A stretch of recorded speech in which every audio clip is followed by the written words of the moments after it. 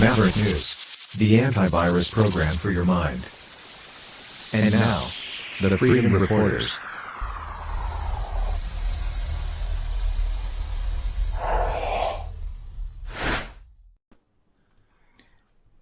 Good evening, everyone. I'm Rick Walker. This is the Maverick News Channel, and we are the Freedom Reporters.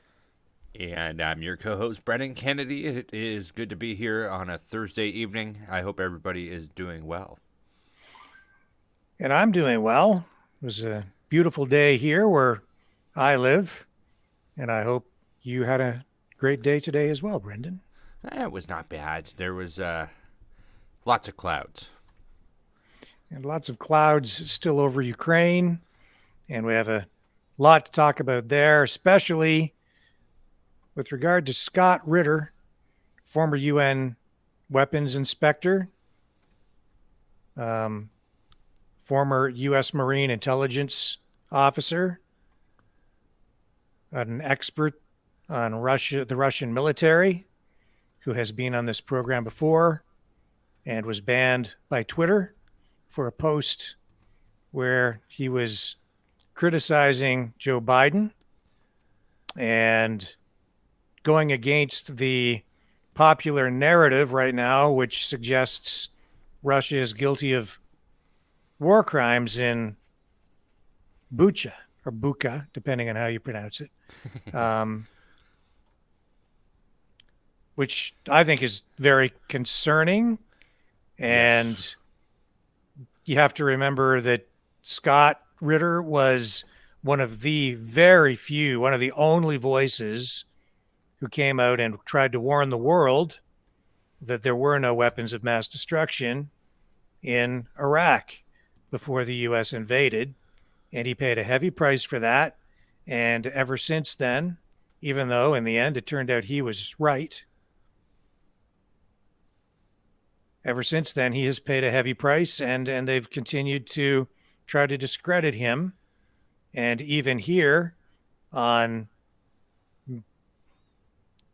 many fronts, he is opposing the narrative again. And yes, I have to say that I tend to agree with him on most, if not everything that he's been saying. And I think that he's much more knowledgeable than, well, I know he's far more knowledgeable than I am. And I think he has greater insight than a lot of the other media people out there who are spoon feeding us a story.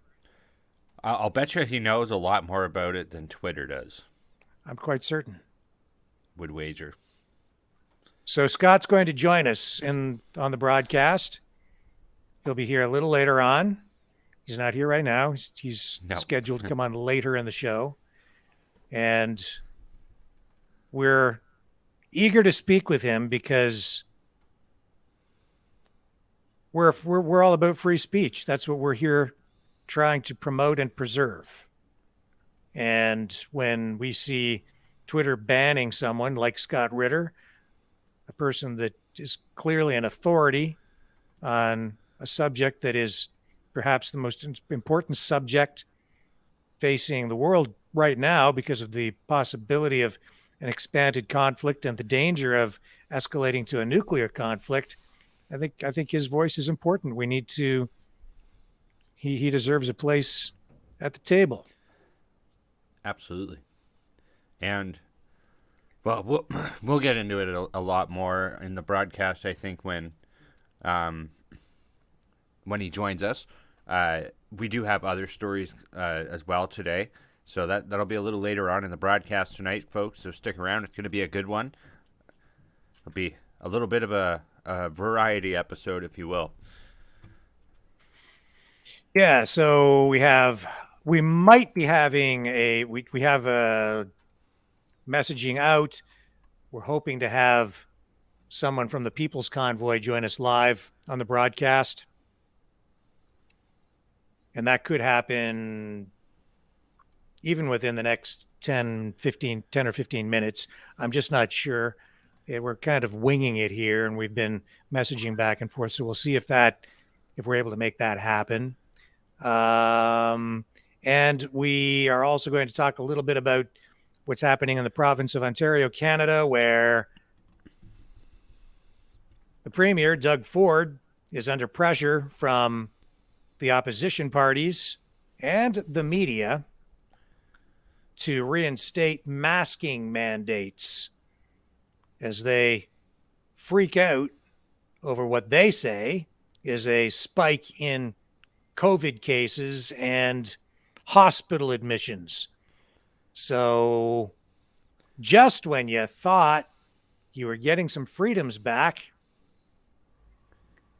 there's a movement on to take your freedoms away again. So we'll see where that goes. Yeah, it's just like I said it would be. Easter's coming. Easter break will happen.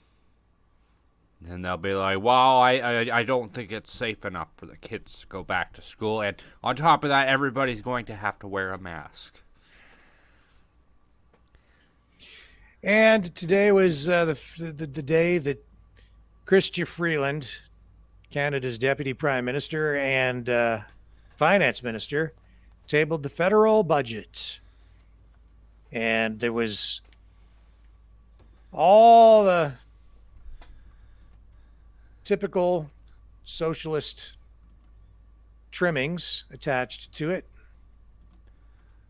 And a big focus on housing prices, which of course there should be, because housing prices are out of control. Big time. The question is the government taking the right approach to address these issues? And we have Chrystia Freeland queued up and ready to roll. Do you want to listen to some of what she had to say? This was just delivered just a short time ago in the House of Commons. Yes, we'll let her rip. And before we do that, we'll just let everybody know that Chrystia Freeland has no finance experience prior to this role or position ever. Yes. God help us all. Our economy has not just recovered. It is booming. Does not feel like it. I can't get crinkle cut French fries.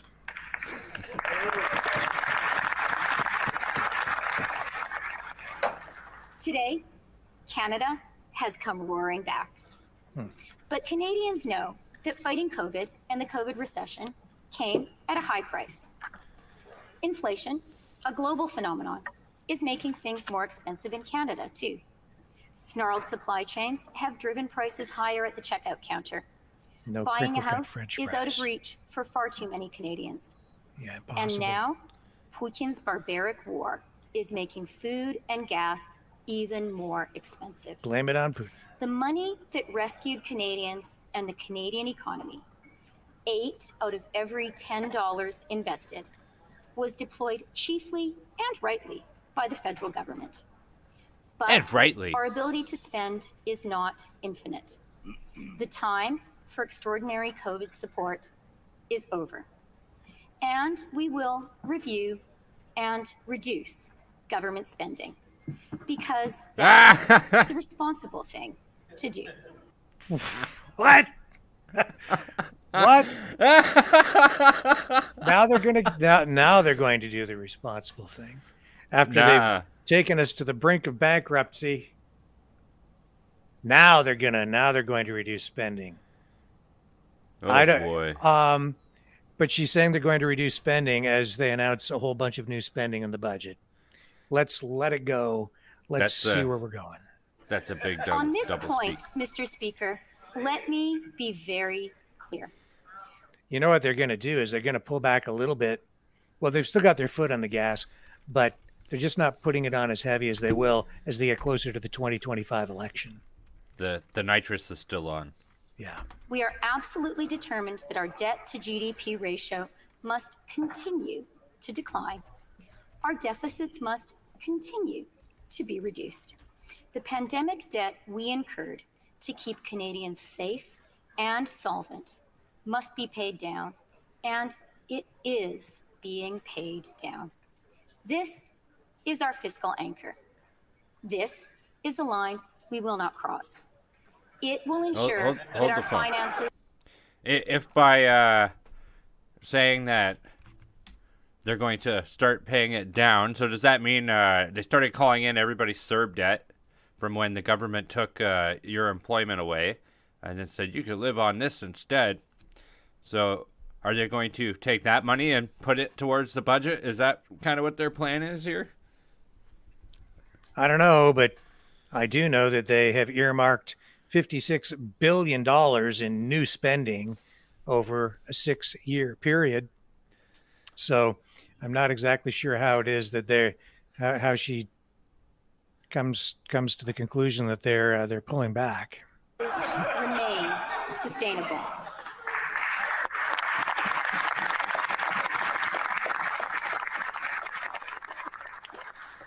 Canada has a proud tradition of fiscal responsibility. It is my duty to Not under liberal governments, it doesn't. maintain it, and I will. So now is the time for us to focus with smart investments and a clarity of purpose on growing our economy and on making life more affordable for Canadians. That is what our government proposes to do. And here's how we propose to do it. By spending Pillar $56 one of our billion plan more. is investing in the backbone of a strong and growing country, our people. Commençons par le logement. Let me start with housing. Housing is a basic human need, but it is also an economic imperative. Our economy is built by people, and people need homes in which to live. But here's the problem. Canada does not have enough homes. Why? Why don't we have enough homes? Oh, because we've been last year alone, we brought in over 400,000 new people to the country, which is like enough people to fill 2 cities the size of Windsor, Ontario, as we said last night. And where are you going to put them all? Don't have enough houses. What are you going to do about it? Well, the market can't respond fast enough. So anyway, you're getting the picture. We need more of them and fast. Mm-hmm. This budget represents perhaps the most ambitious plan that Canada has ever had to solve that fundamental problem. Because you created it. It's the problem you created. Over the next 10 years, we will double the number of new homes we build. This must become a great national effort, and it will demand a new spirit of collaboration. Provinces and territories, cities and towns, the private sector, and nonprofits, all working together with us to build the homes that Canadians need. Over the next 10 years, we will double the number of new homes we will build.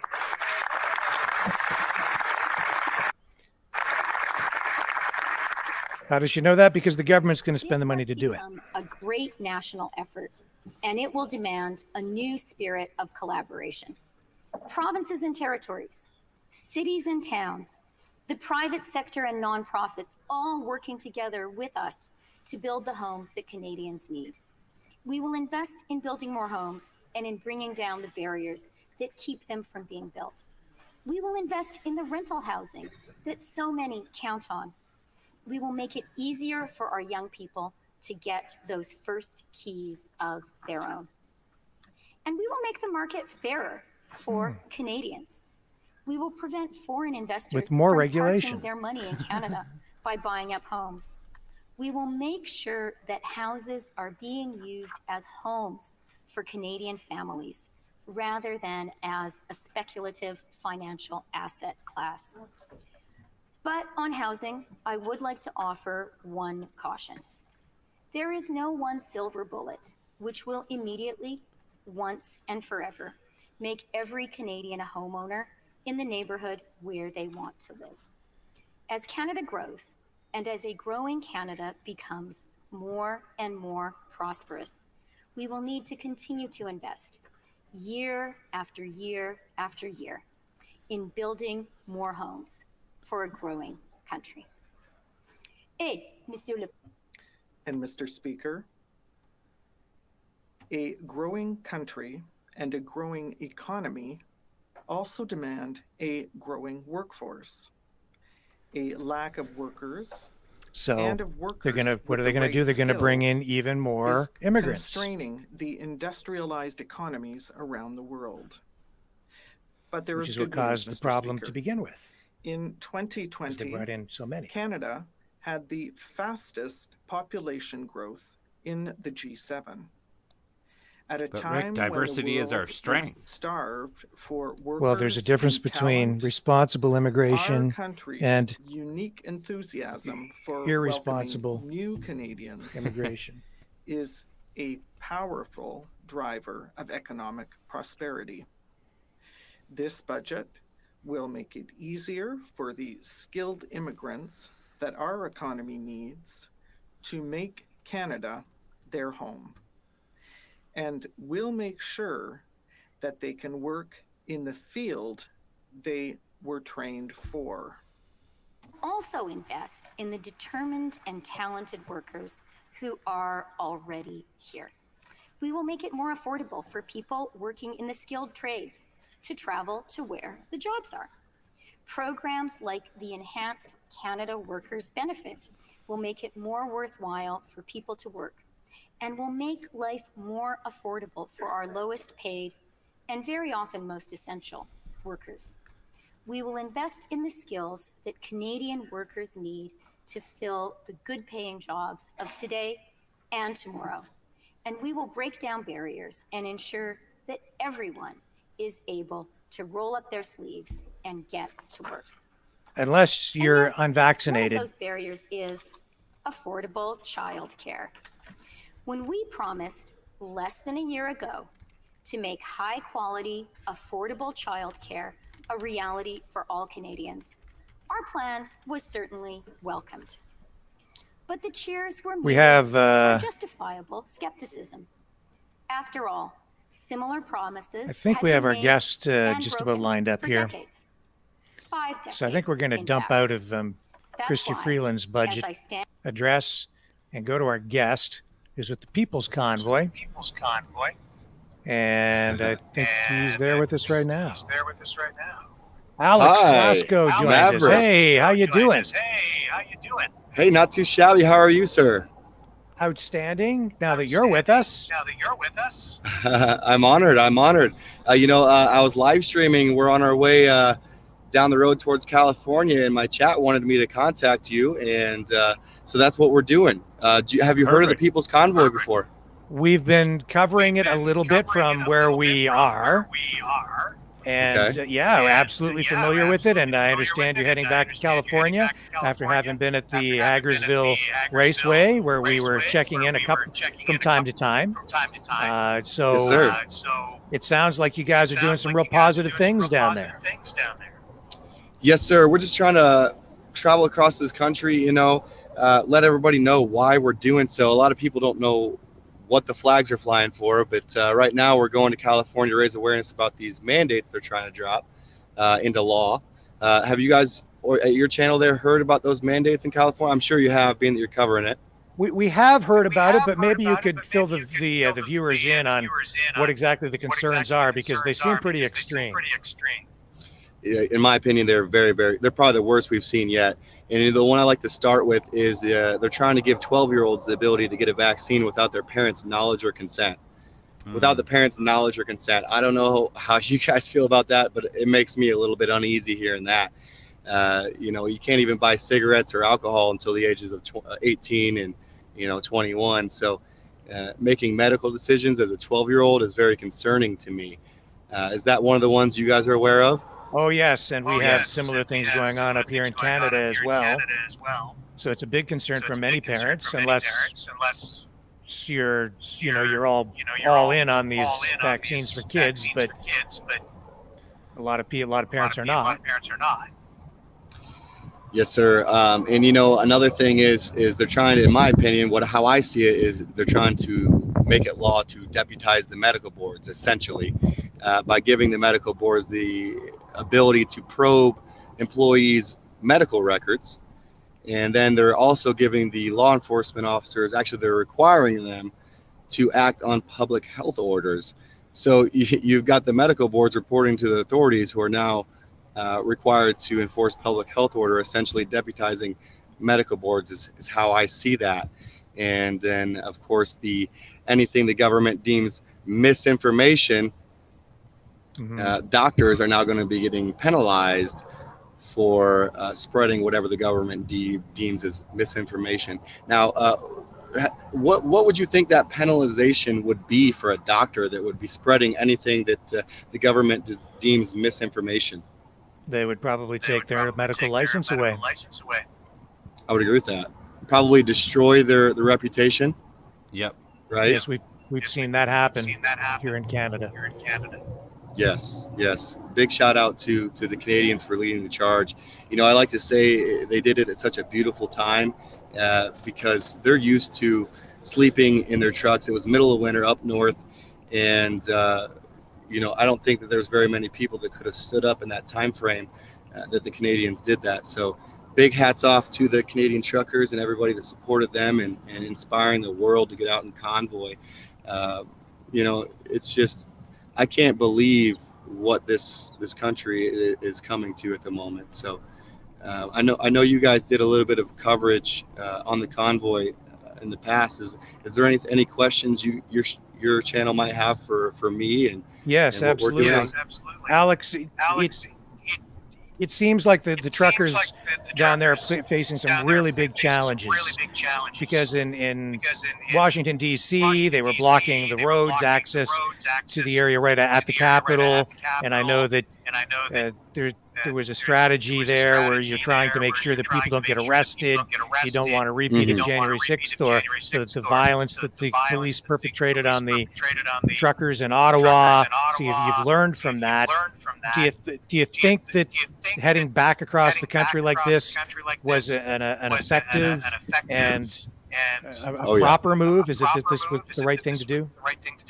I 100% support it. We're gaining so much momentum, and I had an interview with the Big Spring Police in Big Spring, Texas, the police department down there, and they weren't even aware. They thought that the convoy that was rolling through their town was from Ottawa.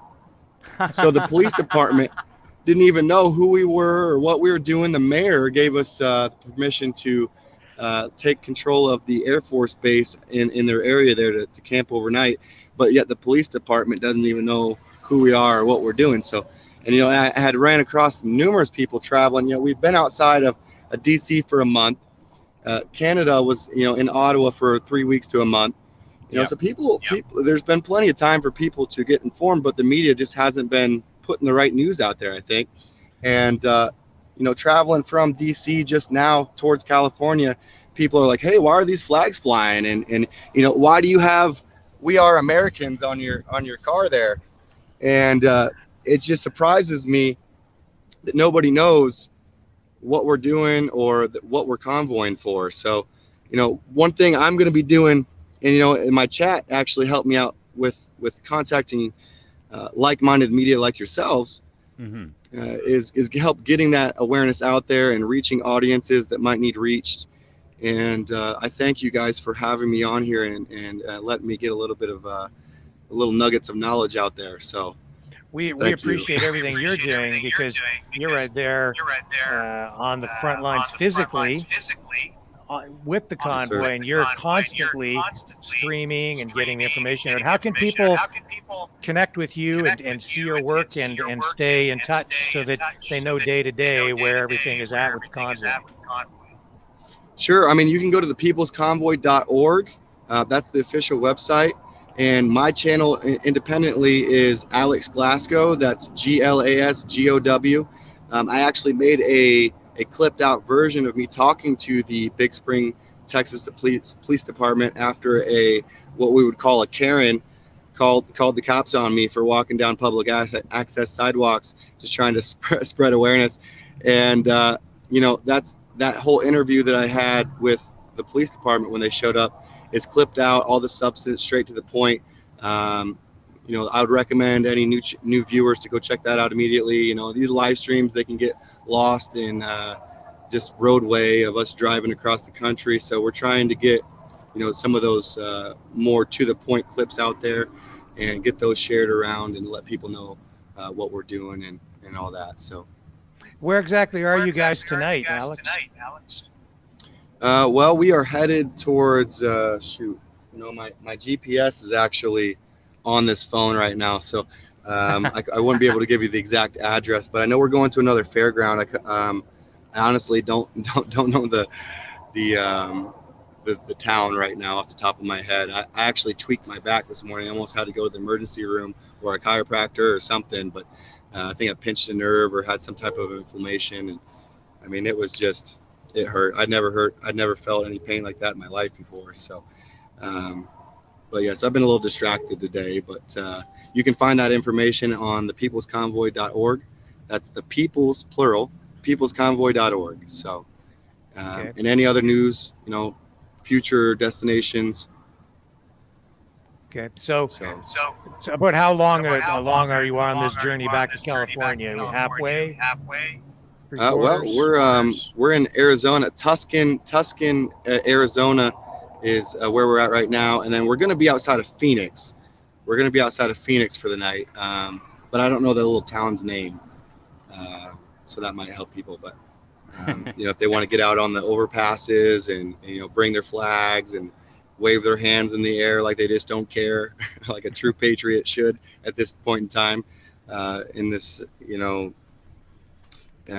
distressful time our country's in. I've been flying my flag upside down when I can. So when you get to California, what's the game plan? Well, I've got there's a march out there, a rally out there we're going to be going to, and it's an anti-mandate rally, and I've got a megaphone. I want to hit the streets. I don't know if you guys know who Viva Frey is, but Viva on the streets, baby. And I want to get a little awareness going from the streets, public access, so nobody has any reason to arrest me. But just raising awareness. I talk to people at all the gas stations I go to. Everybody, it's not like as far as the gas stations go, I wait for those genuine, conversations to develop and look for those opportunities and raise awareness however and whenever I can. And I think that's something every American should be doing right now. And that's part of the reason why we're reaching out to you guys. And I know you guys are like-minded media, so it's all love. So Yes. Well, that's the key too, is keeping it peaceful and spreading the love around out there, and that's what you guys have been doing. But is anybody listening? Are you getting any media attention? Are the politicians paying attention? Well, if you've heard of the Daily Beast, they've tried to slander us quite a bit. I actually did a couple videos on them. The one time we had a group of our convoy go to a local school, and it was so empowering. It was about 9 a.m. in the morning when they went to the school. The kids came out, they signed the hoods, they were honking horns, learning about the Constitution. It was great. And then later that night, somebody who had been removed from the property showed back up trying to get back in. He was a registered gun owner. He had his concealed and carry in a different state. And when the cops showed up, they told him, yes, I have a loaded gun in my vehicle. He wasn't being threatening with it by any means. But the Daily Beast, their title read, "People's Convoy goes to local school hours before man arrested with a loaded gun." All one sentence. That was their headline. So they try to take two different articles and merge them together to try to delegitimize us however they can. The other time they tried telling the population or their audience that Gray Wolf, aka Ron Coleman, made a statement saying the convoy as a whole had a new goal to make citizens arrests on the DC mayor, Metro Police, and also citizens within the DC area, which is not the case. It was a question that was raised on whether or not we had the ability to do that, which in fact we do. If they're breaking the law, blocking those exits, like you say, they don't want us impeding traffic, but yet they'll do it. So it's very interesting and hypocritical that they do that. But if we were to make citizens arrests, which it was a question that was raised, not that we were planning on doing such a thing, but we would need a sheriff to get behind us to put them in jail. We would need a jail to put them in, which might be hard to find right now. So, but yeah, I mean, the coverage from some of these media outlets has been just atrocious. And so right now we're reaching out to some of the like-minded media to try to get good coverage and let people know the truth and what we're actually doing and fighting for. And in my opinion, they're trying, the mainstream media and possibly the government is trying to indoctrinate, future generations and even the current generation. So we have to wake America up. And how concerned are you that the laws in California, other states might pick those up as well and might try and pass them?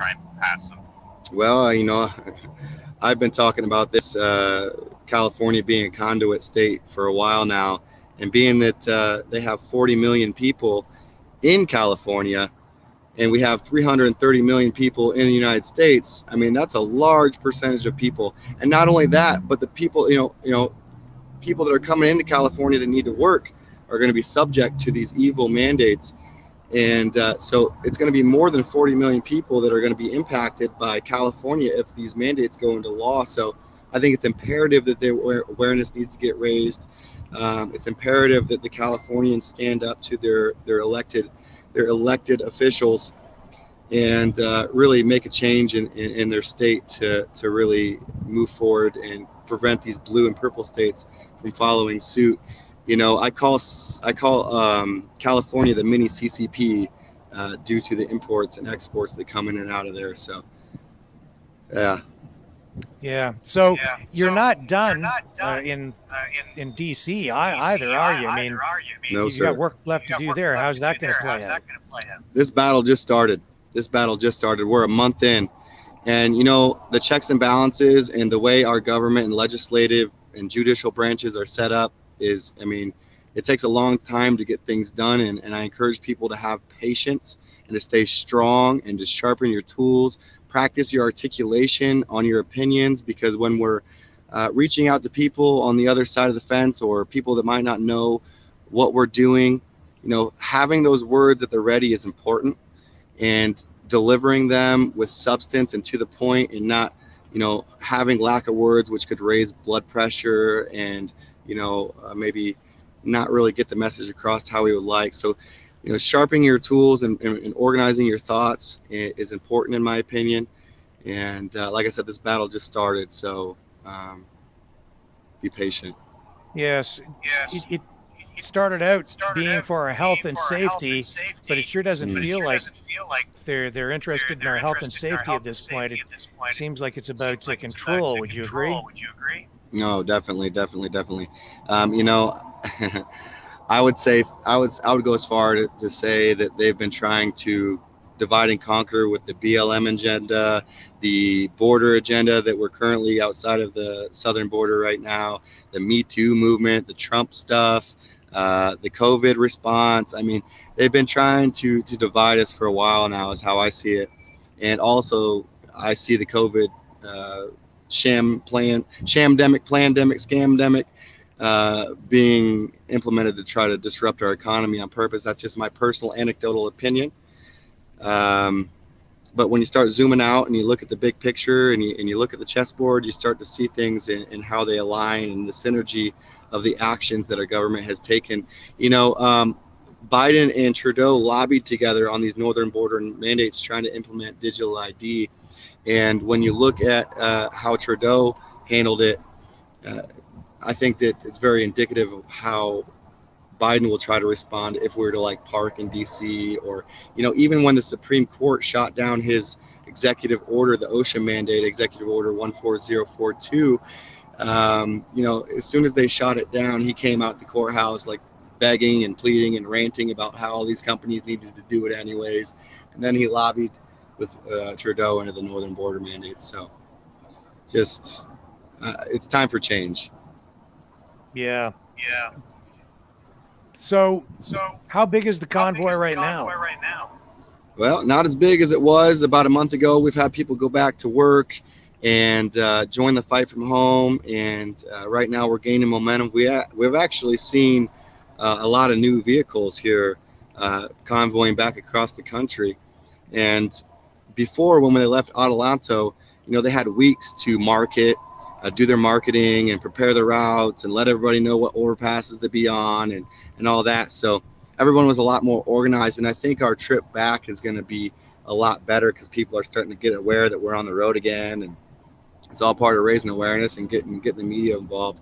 But I will say that when they were traveling through, I think it was like Oklahoma, one of the local law enforcement departments had counted like 7,000 vehicles, and about 3-4 days into the convoy, if we were in one lane, we would have been about 90 miles around the Beltway.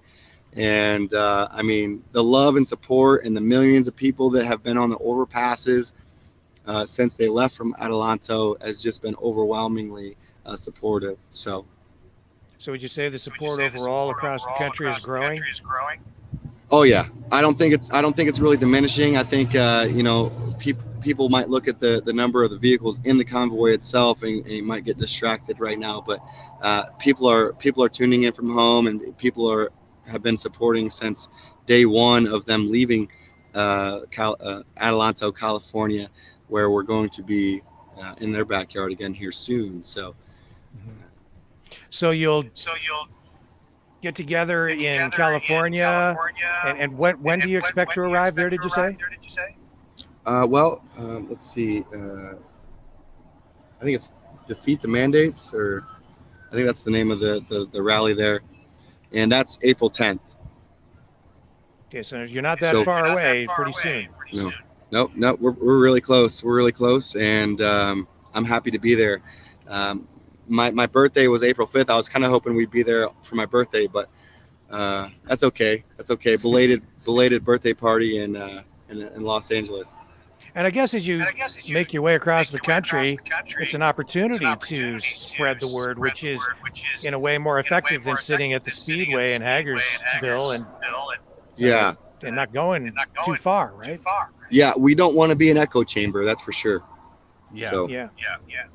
So once you get to California, you go to that demonstration, you spend a little bit of time there, then you turn around and you head back to D.C. Is that the idea? We're actually going to be going to Sacramento for a day or two, as what I hear is the plan. Mike announced that in one of the meetings before we left. And I actually specifically asked him that question. He's like, nope, we're going to L.A. and Sacramento. So we're going to go to the state capitol in California as well, and we'll honk our horns and show some love, spread the awareness, and let people know that their state is about to drop some very evil mandates into law if they allow them to. So yeah. So you said some guys had to go back to work. That's sort of the challenge here, right? Is keeping everybody afloat and making sure everybody can eat and make sure that this thing is financed, I guess, so you can put fuel in the trucks. Mm-hmm. How are you addressing all of those concerns and issues for people? Well, we encourage people to go donate at thepeoplesconvoy.org if they want to help us keep on trucking, baby. Let's go. Like I said, the battle just started. We got a lot more gas to eat up in the tanks, and we got to let people out here to know that Alex Glasgow and the People's Convoy is trying to let freedom reign, baby. Let them know that there's a rainstorm coming, and freedom is about to reign. That is REIGN. REIGN. We're trying to let freedom reign, baby. So yeah. Well, that's great. It sounds like you guys are on a roll and gaining momentum. So I think that's all very positive. Yes, sir. And I appreciate you guys letting me on your channel and letting you speak and hearing my viewpoint from being on the road with the convoy since Dayton, Ohio. So I've been with them for about a month. So.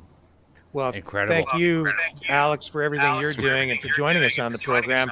It's I know that the viewers here, a lot of them came on board with our channel because of what we were doing with the people, the Freedom Convoy in Ottawa, and then we have Okay. been trying to follow you guys down there. So we'd like to check in with you from time to time in the days and weeks ahead, if that's okay, because it's important for people here to know what's going on down there, because we're all interconnected.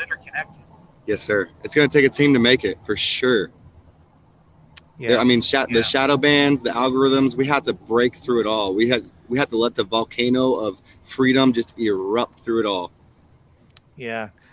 Is there anything else you'd like to touch on or think that we might be missing? I think I'm good. Do you have any questions for me? How about you, Brendan? Do you think we missed anything? No, I don't think we've missed anything. We've discussed a pretty wide variety of topics. Yeah, I guess you just want as many people to get down there to support these demonstrations in California as possible, right? Yeah, I mean, part of the fuel in the tanks is the fuel on the overpasses, seeing those flags flapping in the wind and the waves and the cheers, and get out there and just let the world know that you support this. Put an American flag in your front yard, shoot. Put a Canadian flag in your front yard. Put them both. Put the merged flag in your front yard. That was one of the cool things we've seen come out of the Canadian convoy. So a lot of Americans were putting up the Canadian flag with their stars and stripes. So I thought that was incredible. Yeah, I was inspired by Ottawa to get out here. I mean, if it wasn't for that, I probably wouldn't be here. I'd probably be working. And it makes me feel like the true neighbors we are. Being in each other's backyards, and we need that community environment. Like we just said, it's going to take a team to make it. So yeah. Well, with that being said, I think we will let you go so you can get back on the road and keep on convoying out there. But we appreciate the time you spent with us tonight. It was short notice, and we really do appreciate it. And we will be reaching out and touching base with you. And especially when you get in there to those demonstrations, we'd love to have you back on a few times in the days ahead. Okay, 10-4, Rick and Brendan. I really appreciate you guys, and thanks for having me on. All right, and just one more time, remind people again how they can find you and follow your work and support you. Okay, yeah, my name's Alex Glasgow. I'm on YouTube, and that's Alex Glasgow, Glasgow, and let freedom reign, baby. Let's go. Free George, hashtag Free George. He was one of the streamers in Ottawa, by the way. So. Okay. Yeah. Okay, thank you, Alex. For sure. Thanks, guys. Drive See you safe. later. We'll check back in. Thank you again. Take care. Hats off. Thank you, sir. Have a good night. Alex Glasgow, YouTuber, streamer, freedom trucker with the People's Convoy, heading across the USA down there in Arizona tonight. Not too far from Phoenix, I guess, which is where I think he said they were going to be spending the night tonight. And then they're heading off to California, where they're going to go to a couple of demonstrations, and they are far from done, far from being finished, and still gaining momentum across the country. So that's all very positive news. Yeah. And what do you think? Is this an effective strategy, Brendan? Better than sitting at the Speedway there in Hagersville outside Washington, D.C.? I think we need a lot more data to come to a conclusion at this point in time. I really like what they're doing. His enthusiasm is amazing. So Mr. Glasgow is awesome. Do check him out on YouTube. I'll be making sure I subscribe to his channel as well. So, yeah, I think there's more that we need to see, though. And California is a Democrat hellhole. So I wish them all the best, and hopefully, they have everybody safe, Yeah. Some people are saying there was an echo there, and that's because Alex had No to headphones. broadcast up on another speaker in the background. That's where the echo was coming from. I was aware of that. It wasn't our system. It was just an echo on his end, and that's where it was coming from. And thank you to Big D, because he helped make that happen, that interview. Thank you, sir. That was great of you to reach out and get us connected today. So thank you, thank you, thank you, and a big thank you. And on top of that, one more thank you. Appreciate it very, very much. Sorry, it's Hagerstown, I guess. I say Hagersville because there's Hagersville, Ontario. It's just on the top of my head. And Hagersville's been on top of my head for a long time because there was a big tire fire there one time. Not that, I want to single Hagersville out for that, but that's just the thing that I remember in my head because I did some news stories out there years ago.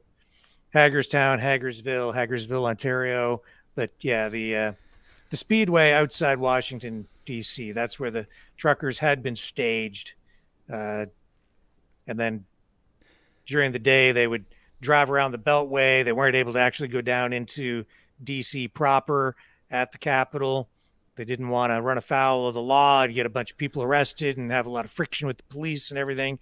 But they were there raising awareness. And you know what? They're a convoy, and that's what they're doing. They're convoying.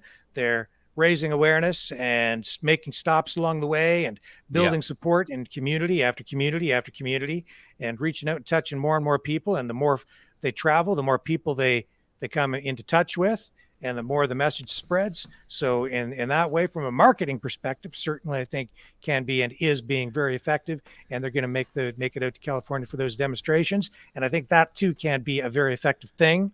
So I salute them and everything they're doing, and what a huge sacrifice they're all making.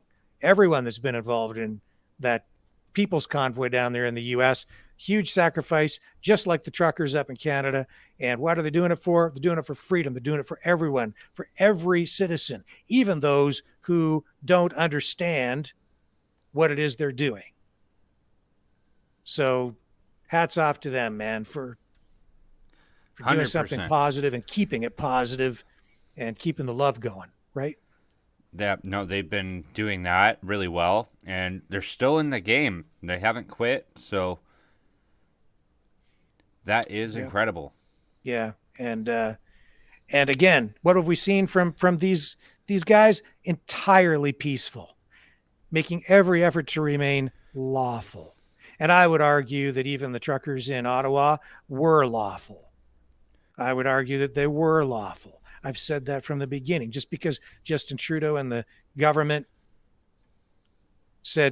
used the word illegal does not make it so. Just because they were charged and thrown in jail does not make them criminals. They haven't been convicted. And even if they are, I'm still telling you it was lawful. It was a lawful protest in Ottawa. There might have been some bylaw violations, but in terms of the protest itself, lawful. And we've seen some legal opinions on that as well. So we'll see how it all plays out in the courts. But again, huge respect for the truckers down there because they see the pitfalls. They see the traps that their opponents have ready for them. And they have been very careful not to fall into those traps. And you have to have big respect for that. And to the organizers, to the people leading this thing, a huge salute to them and massive respect because they care about the people involved. And they're trying to keep everyone safe and out of trouble while raising awareness and fighting in a legal, lawful, peaceful way. And I think that's a great, great thing. It's a very difficult situation that they're facing because, like here in Canada, they're throwing roadblocks in front of the movement and making up laws as they go along to block things. And we're seeing that in Ontario right now with Bill 100, where the province is essentially trying to make it illegal to protest, illegal to have a convoy, illegal to do anything like we saw in Ottawa. And I would say that bill is probably unconstitutional. But here we go. They're going to try and pass that. And that's an authoritarian piece of legislation, if I've ever seen one. It eliminates due process For those of you who aren't sure what due process means, it means that you're innocent until proven guilty. It would give police the power to seize driver's licenses and even vehicles Yeah. and make arrests without warrants. That's the concerning part about everything that's happened with this whole movement, is at the end of the day, the government said this was illegal and everybody went with it. Yes, the media just jumped on it, Yeah. took it, ran with it. Oh, it's illegal. It's illegal. It's illegal. It's illegal. Well, says who? Says Justin Trudeau. Yeah. And then because he said it and the media went with it, then the cops went down there and busted heads. And if it was illegal, the judge that would have granted the injunction on the honking would have declared it so at that time. I do believe. Yeah. I think he would have said everybody here needs to clear out. And those mandates that they're pushing for in California, the new laws that they're trying to push for in California, those are chilling, horrifying. Yeah. Taking I think, parents out of the equation when it comes to vaccinating a child. We've seen it here in Canada. It's disgusting.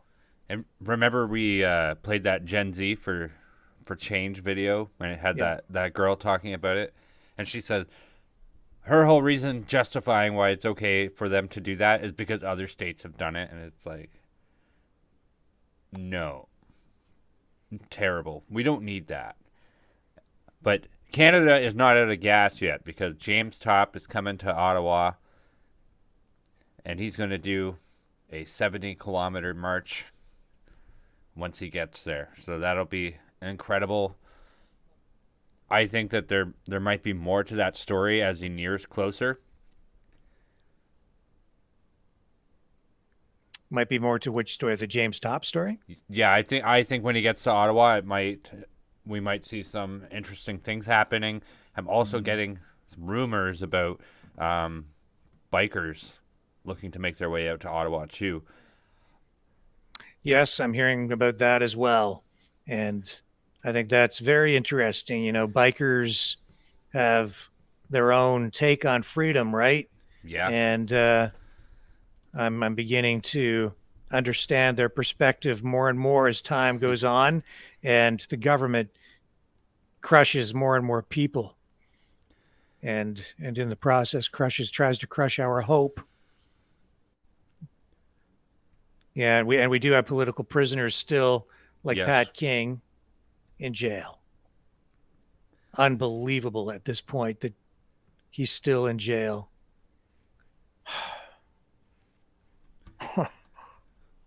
Unbelievable. And for what?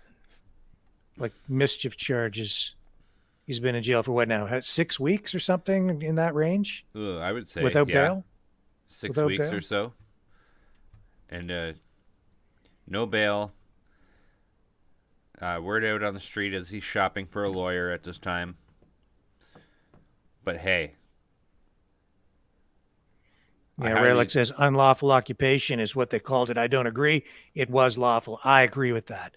I think that protest in Ottawa was 100% legal. As I say, maybe some parking violations or something to that effect, but no, that was a lawful protest. And as we reported many times here, the judge who granted the injunction against the honking stated in the ruling that it was a lawful protest, and as long as they complied with the injunction, it was lawful for them to remain there. Yeah, he would have asked him to go away if he felt it was illegal. Yeah, Kimberly Jane says the judge said it's lawful. That's right. So we'll see how this whole thing plays out in the courts with these charges against the people who were arrested. But that's my take on it. Was from the beginning. And even these blockades at the border points, there is a precedent. There are precedents that have been set in the past with regard to protests like that. It's not the first time we've seen things like that. And while it's a different set of legal circumstances surrounding those things, I've addressed that in the past as well. But what we're dealing with here, and with the People's Convoy, a different animal. Again, they've kind of learned from Ottawa. They've learned from the January 6th situation, and they're doing everything they can to avoid having people arrested, having property confiscated, and I think that's the right approach. We've had enough people suffer. We have to find creative, lawful, peaceful ways to execute effective change without having more people arrested or penalized, right? Just got to find more effective ways to do things. You can't just keep sacrificing people like that. No, it's not going to lead to the benefit of anybody. And I have to tell you, for over the past 2 years, we've had ridiculous government overreach. The courtrooms must be overbooked at this point, especially in Ottawa, where I'm going to assume a lot of people are going to be fighting these tickets that they have got. Yeah. You know, the biggest challenge for the truckers is just getting the word out, on the U.S. side. And that's because of the corrupt mainstream media. They're largely trying to ignore it. And when they are covering it, a lot of them are trying to discredit it. And so it's more important than ever that these independent voices, like Alex, right? Yeah. Thank God he's there. Saznak, some of these other live streamers, independent journalists, independent media outlets like ours. Mm-hmm. Independent voices have never been more important, and we're growing in importance every day because this is clearly an information war. That's what Alex has been talking about.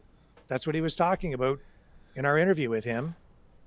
It's a struggle, and they need to get the word out. That's how you put the pressure on the politicians. If it's making people aware, and then having that translate into media attention, and it's a symbiotic information relationship. So that's why I was so excited to get him on here. And again, thank you, Big D, for making that happen today, because we'll get Alex back on, and we need to have more coverage of that People's Convoy. And when they get to California, we're going to be hooking into that, because we need to see what's going on out there and give them as much exposure as we can here, because we need to make our Maverick family aware, and we need everybody here to share it out, share the broadcast, make other people aware, and like and share, because that helps fight the algorithm too. It helps boost these videos if you like and share, like and share. Yes, on YouTube and do. Facebook. It helps a great deal. So if you can do that, please do like and share. And hey, we got lots of awesome stuff coming up in the future, things that we're not going to be really able to talk to you about just yet, but we will be able to soon. So that's right. And I think we'll just take a brief 30-second break here to get this message over to you, and then we're going to come back and continue our live coverage. The New World Order. Government overreach. The Great Reset. Mainstream media lies. Now more than ever, independent voices are needed. Donate now at freedomreporters.com. That's freedomreporters.com. Maverick News. The antivirus program for your mind.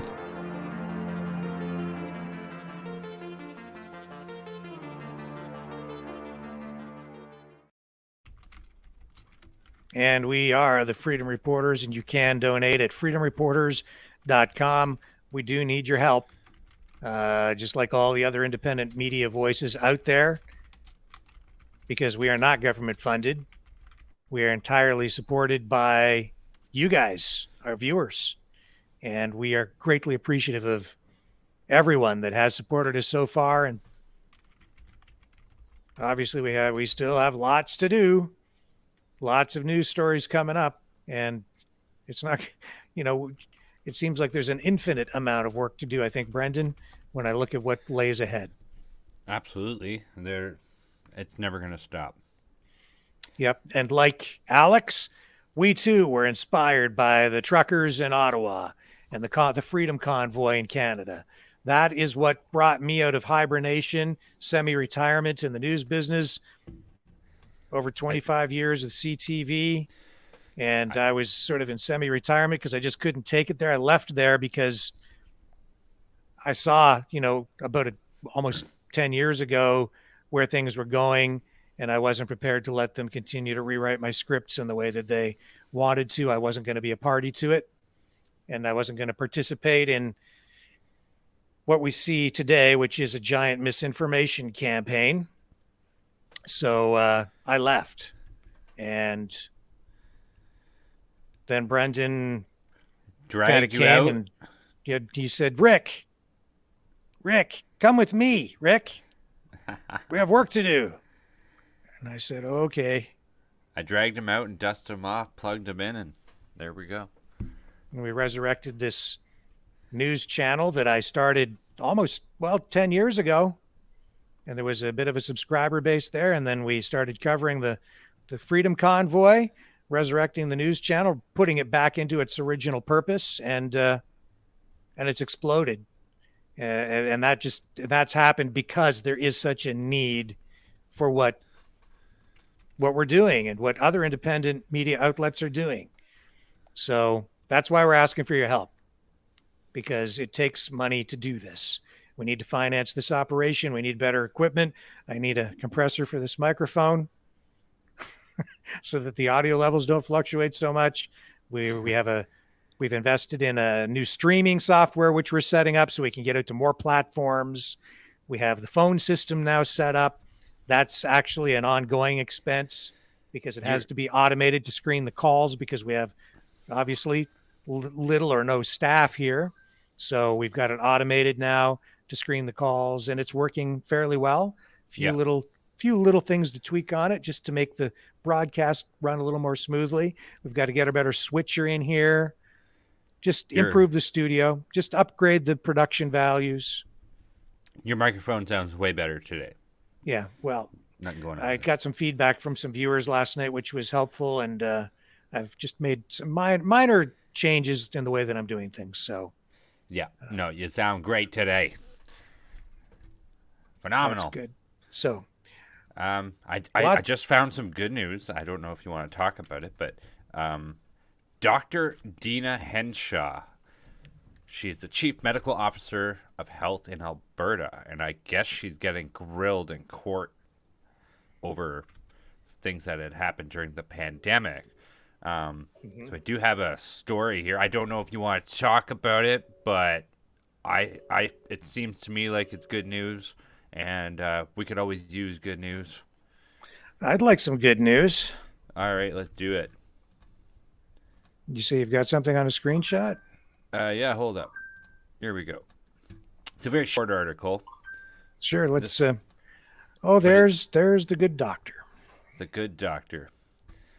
She also is she tried to pull the wool over people's eyes, saying COVID had killed a very young child, which of course is very sad, but it turned out that individual was extremely sick. The family came out and made it public that it wasn't true, and so Dr. Dina Henshaw had to walk her words back. So she's very much well known for that little scandal that happened. But here we go. Albertans' rights trampled during COVID. Lawyer Before we get into this, Brendan, can I ask a question? What's the source for this? What news outlet is this? This is the CBC? Canadian Brainwashing Corporation, which is also interesting that they're even talking about this. Yes. Because they like to ignore things that they don't like, and when they can't ignore it anymore, they spin it. So let's see if they've done it here. And this was posted April 4th, so yeah.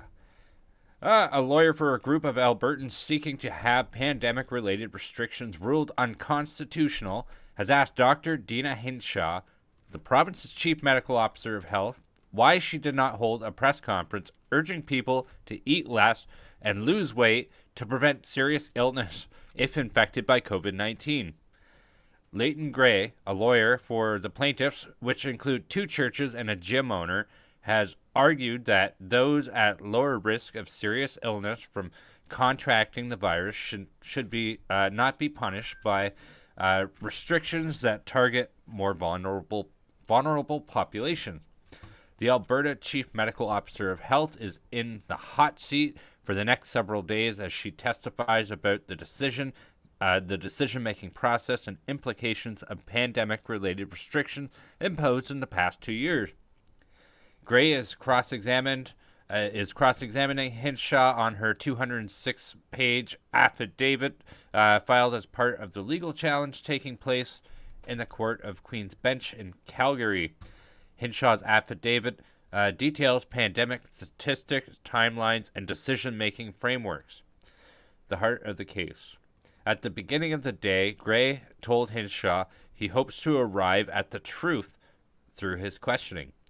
I hope you won't take any of these questions as a personal attack. It's not intended to be that way. Okay, he said. And the group's key arguments are that the virus does not kill younger, healthy people and that government-imposed restrictions do more harm than good. The tensions between individual liberty and the greater good is the heart of the case, said Gray. And that's very true, I gotta say, because I've seen a lot of political debates, especially when the truckers rolled into town. COVID has been the great debate about the greater good or individual liberties. And Yes. Usually what they mean by greater good is this crazy new form of communism that they've created, this, as you call it, this hybrid form of communism and tyranny. So I find that very interesting that they did capture that part right in the article. Gray took Hinshaw through the at-risk, suggesting there were very, very few deaths among people under 60 years old. He also pointed out that obesity is a risk factor for experiencing more serious illness from COVID-19. You never told Albertans they could reduce their risk of COVID-19 by reducing the amount that they ate. And that is something that they've always said, that obesity is a comorbidity with this virus, and it may be very impactful to how much you're going to suffer. Hinshaw did not know that the proportion of people admitted with obesity, but said 1 in 5 Albertans who ended up in hospital because of the virus did not have a chronic condition. Obesity is a chronic condition. It's not a condition that can be changed in a short period of time. No, but you can, through exercise and anything else, you can at least bring that down. And you know what? When you have a strong respiratory system, it's going to help everything else function better. So I still think that this was viable to say people should exercise and people should be more healthy. Makes sense. Not that I have taken the doctor's word of advice. Don't do what I do. It'll kill you. I can vote for that. It's not simply a willpower problem, she said. I would just like to reiterate the ethical principle that these deaths mattered. Gray has questioned Hinshaw's decisions on the science behind limits on gatherings, masking, and physical distancing, and business closures. The lawyer suggested that the province trampled on individual rights by looking at the overall picture. Hinshaw repeatedly pointed out that although there are demographics more at risk than others, the pressures on the healthcare system when hospitals became overwhelmed affect the entire population. In December 2020, the same group of plaintiffs tried to convince a different judge to issue a stay of the province's pandemic-related restrictions pending this hearing. EU.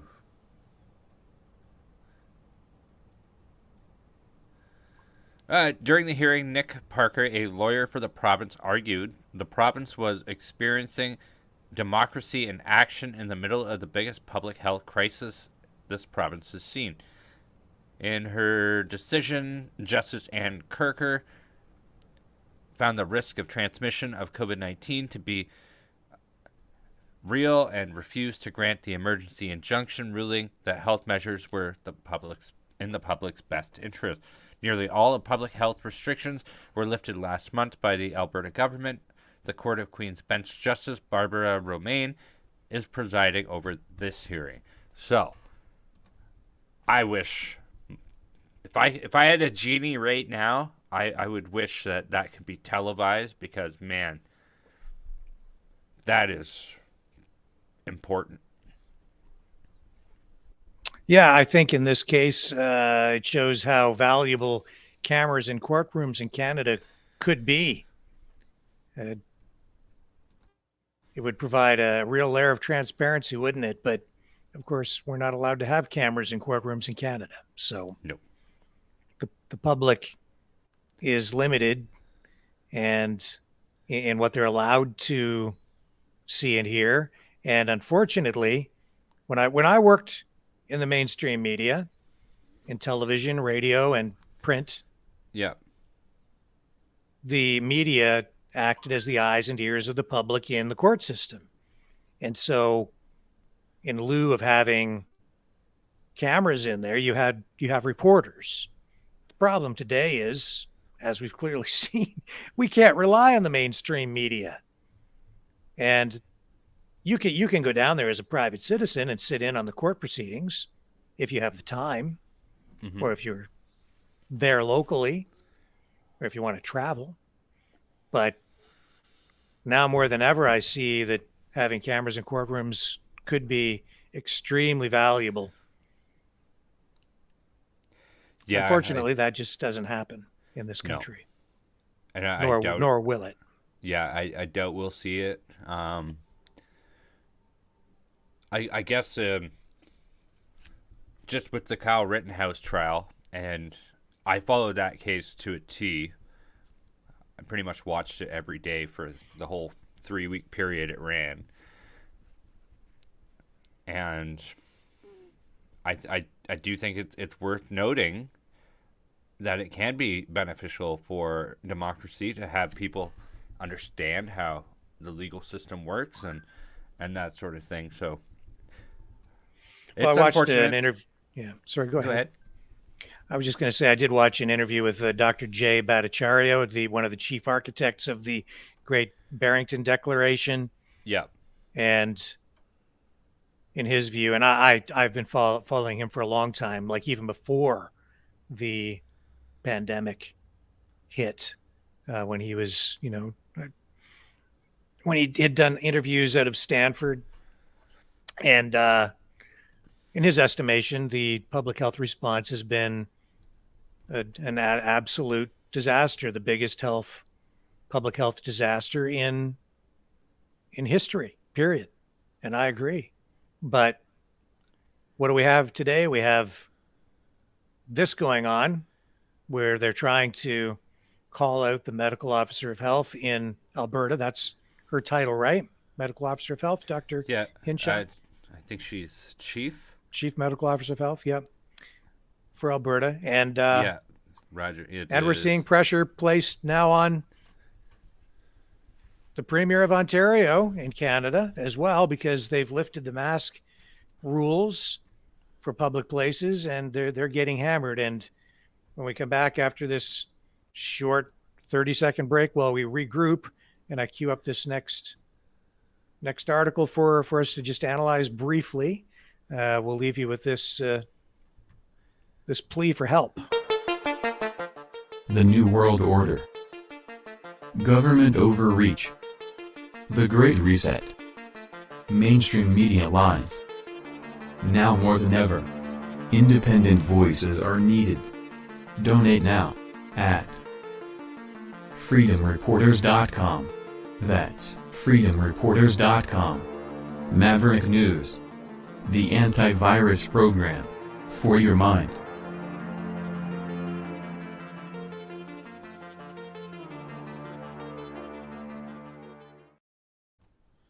So as I was saying, Ontario's Premier Doug Ford, under pressure from opposition parties and the media. The media is powerful. And they say that Doug Ford, the Premier of Ontario, has made a huge mistake scrapping mask mandates. This is being reported across mainstream media outlets. This is the CTV version of the article because they all kind of regurgitate the same information. And in a news release issued today, Ontario Liberal leader Stephen Del Duca said that mask mandates are needed in essential indoor settings, including schools, pharmacies, and grocery stores. He says with COVID case counts now skyrocketing, Ontarians deserve science, not silence, from their provincial government. You notice the adjective there, skyrocketing? Doug Ford's Conservatives must stop muzzling the Chief Medical Officer of Health and restore his regular media conferences that ended over a month ago, he said. Ford's Conservatives are still planning to end all mask mandates in long-term care homes and hospitals on April 27th. This, he says, is a huge mistake. Mask mandates need to remain until the sixth wave wanes. I'll tell you this, they won't settle for ending this after this so-called, and I'll use the word so-called because they use that phrase all the time to discredit things, but this sixth wave, if you want to call it that, they're not going to let go of these masks. They love these masks. Mm-hmm. Everybody on the left side of the political spectrum is in love with these masks. They're like a badge of honor. It's a great way to virtue signal. We all know what it's about. And the science, well, we're on YouTube, so I'm not going to get in here and tell you whether I think the masks work or don't work. I'm just telling you that the left loves them. They absolutely love them. And and if they love the science as much as they proclaim to, they would ask a hypothesis about the effectiveness of them. And I'm not saying one way or the other, but I am saying that is what science actually is ask questions about it. You're not allowed to ask questions about this, though, because little Timmy might spread COVID at school. Yeah. And the Liberal leader, Stephen Del Duca, his position, he's not alone. NDP leader, New Democratic Party leader for Ontario, Canada, Andrea Horwath, and the Green Party leader, Mike Schreiner. Oh, God. They're both all in on reimposing mask mandates everywhere. Mandatory masks everywhere you go. And Horwath says healthcare workers are exhausted and becoming infected with COVID at an alarming rate. Oh, it's alarming. And every bed taken by a COVID patient is another delay for someone waiting in pain for a surgery.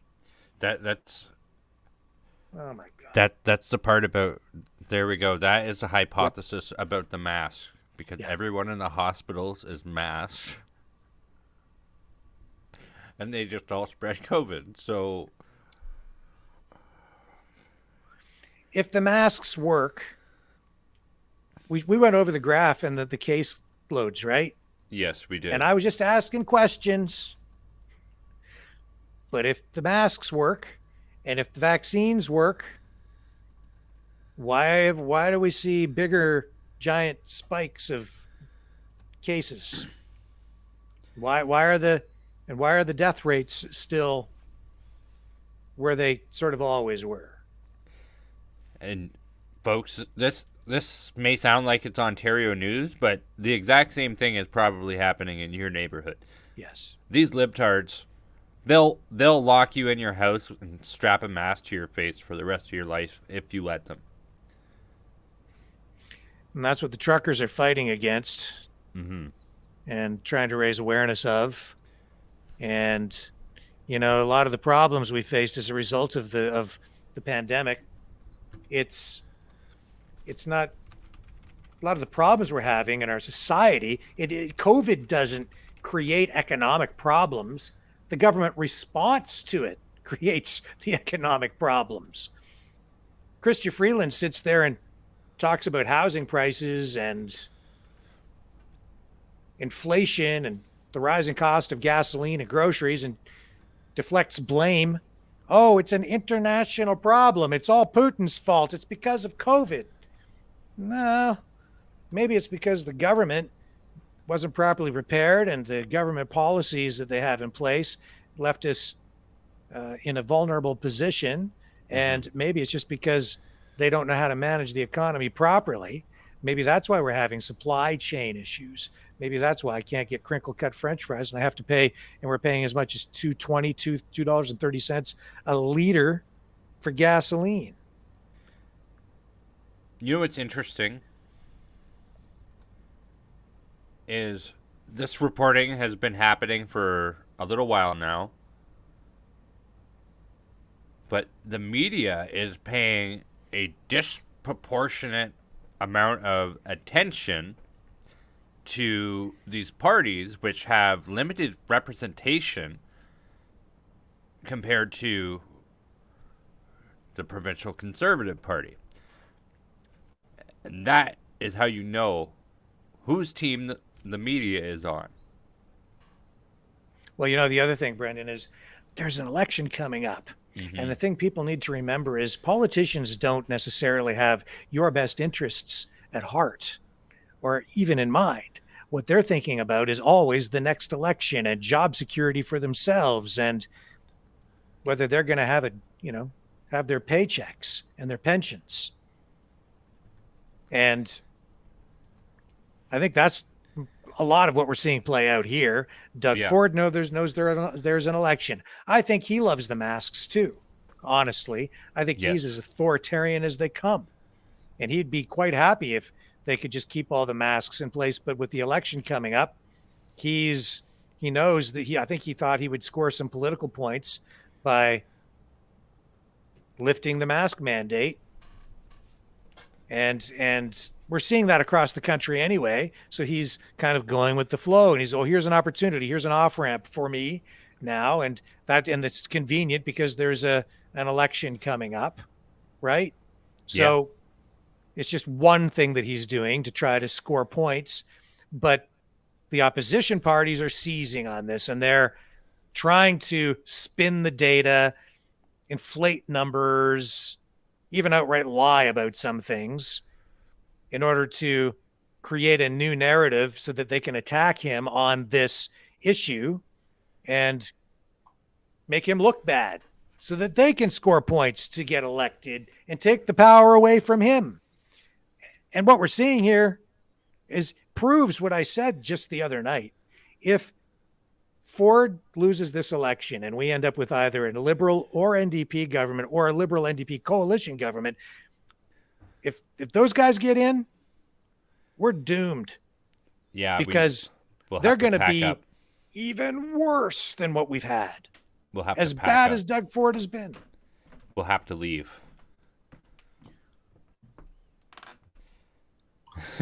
Ontario will have to go. We won't be able to live here under that. It'll be impossible. Well, the guy who ran for the Liberal Party here locally during the pandemic, at one point, the election race wasn't quite on yet, but they were announcing more lockdowns. I think it was the second wave or something. And he went on Facebook and he went, how what was it? Just basically sort of like, how much worse can it get? Yeah. Right. How much more can they lock down? But then he ran for the Liberals federally, and they want to lock down super hard and like crush everybody and twist your head off. Oh my gosh. And destroy your life if you say anything against them. Yeah, especially if you demonstrate against. Yeah, don't cross Justin Trudeau or you'll end up in jail. And we may end up there ourselves just because we have a different opinion than Justin Trudeau. We may end up there, Brendan, but you have to protect me Okay. when we go to jail. Okay? I'll find the biggest guy in there. Well, I'm relying on you, pal. I'll try to keep us out of jail, but when if we end up in there, you have to stick up for me. Okay. Okay? What are you in for? Murder? What are you in for? I had a podcast and I said Justin Trudeau was a dodo head. Jeez. We said we didn't like Stephen Del Puca. Yeah, we said, Andrea Horvath. We said we disagree with her. Have you ever seen what her kid looks like? No. Ooh. We better leave her kids out of it. Okay. No, he's a grown boy now. Yeah. But that's the problem. I don't know. Just a reminder that we have Scott Ritter coming up on the broadcast in just a little while. Stick with us. Former UN weapons inspector in Iraq, banned off Twitter. I'm not sure where that stands right at this moment. I think he's still banned. He criticized Joe Biden, went against the narrative. Do you have the tweet from him that we were cautious about it last night? Can we bring that up? Well, let's bring it up when he comes on, and we'll have him do a breakdown about it, because there's nothing salty about it. There's no sour language. It's not really pointed at anybody who is like a private citizen or anything of that nature. It's just him criticizing the government, which he's allowed to do. Even on Twitter, should be allowed to do that. So it'll remain to be seen. So anyway, stick with us because it's a super important story because big time, he is an absolute authority on the Russian military, on the situation in Ukraine. He's been on our podcast before, on our broadcast here, on our video streams. He knows what he's talking about. And you might not entirely agree with his points of view, but he brings a lot to the discussion. And we need voices like his. He was one of the only guys, one of the very few people from the very beginning who said that there were no weapons of mass destruction in Iraq. And they've tried to smear his name, discredit him ever since then, but he was proven right. Yes. So, very important free speech story, and I'm sure we'll be able to get some additional insight about Ukraine as well as talk about those things. So hang tight. The COVID numbers have been going up a bit. Have you heard any of this stuff going on about? So now Ontario is opening up for the fourth dose of the medicine. Yes, I've seen that. So my question though is, if the vaccines work, why do we need the masks? And if I'm just asking a question, I'm not making a statement. I'm just asking a question. If the vaccines work, why do you need the fourth one? If the vaccines work, why did the numbers keep going up? If the vaccines work, why do you need the masks? If the masks worked, why are we still getting numbers like we're getting? I think those questions have very easy answers. They answer themselves. Just asking. Just asking. But look, this is terrible because at the end of the day, they keep doubling down on all this stuff, and less than a year ago, lots of people in Ontario had lost their jobs, healthcare workers, and even myself included. There's been so much harm that has been perpetuated through this silly program that to see them quadruple down on it, and then to see these animals, the NDP and the Liberal Party of Ontario, want to legislate and update the mandate program so that it includes that. So what? You'll have to have 4 doses before you can even go into a restaurant. Right. But So is that what fully vaccinated is now, or is it still 2, or do you have to have 3, or in yeah. Ontario, it's 2, but the Liberal NDP want to make it 3. And so now they've recommended the 4th. So you could imagine 6 months from now, the Liberal NDP parties are going to say that we need everybody to be safe and protected. And you could be safe and protected by getting your 4th booster. So please come with us for your complimentary free upgrade. So if you haven't been vaccinated at all, but you have to have 4th booster to be fully vaccinated. If you go in, like say I hadn't been vaccinated, and I'm not saying if I've been vaccinated or not, but say I hadn't been, and say I have to go in and get the shot, so that if I want to go to McDonald's, if they got the vaccine passport thing, or if I want to go to an event or something where it's needed. So do I then have to let them inject me 4 times before I can get the thing? Before I'm considered fully vaccinated? Or so what if they're up to like 10 vaccinations and you haven't had any at all? Then do you have to get 10 injections to get caught up?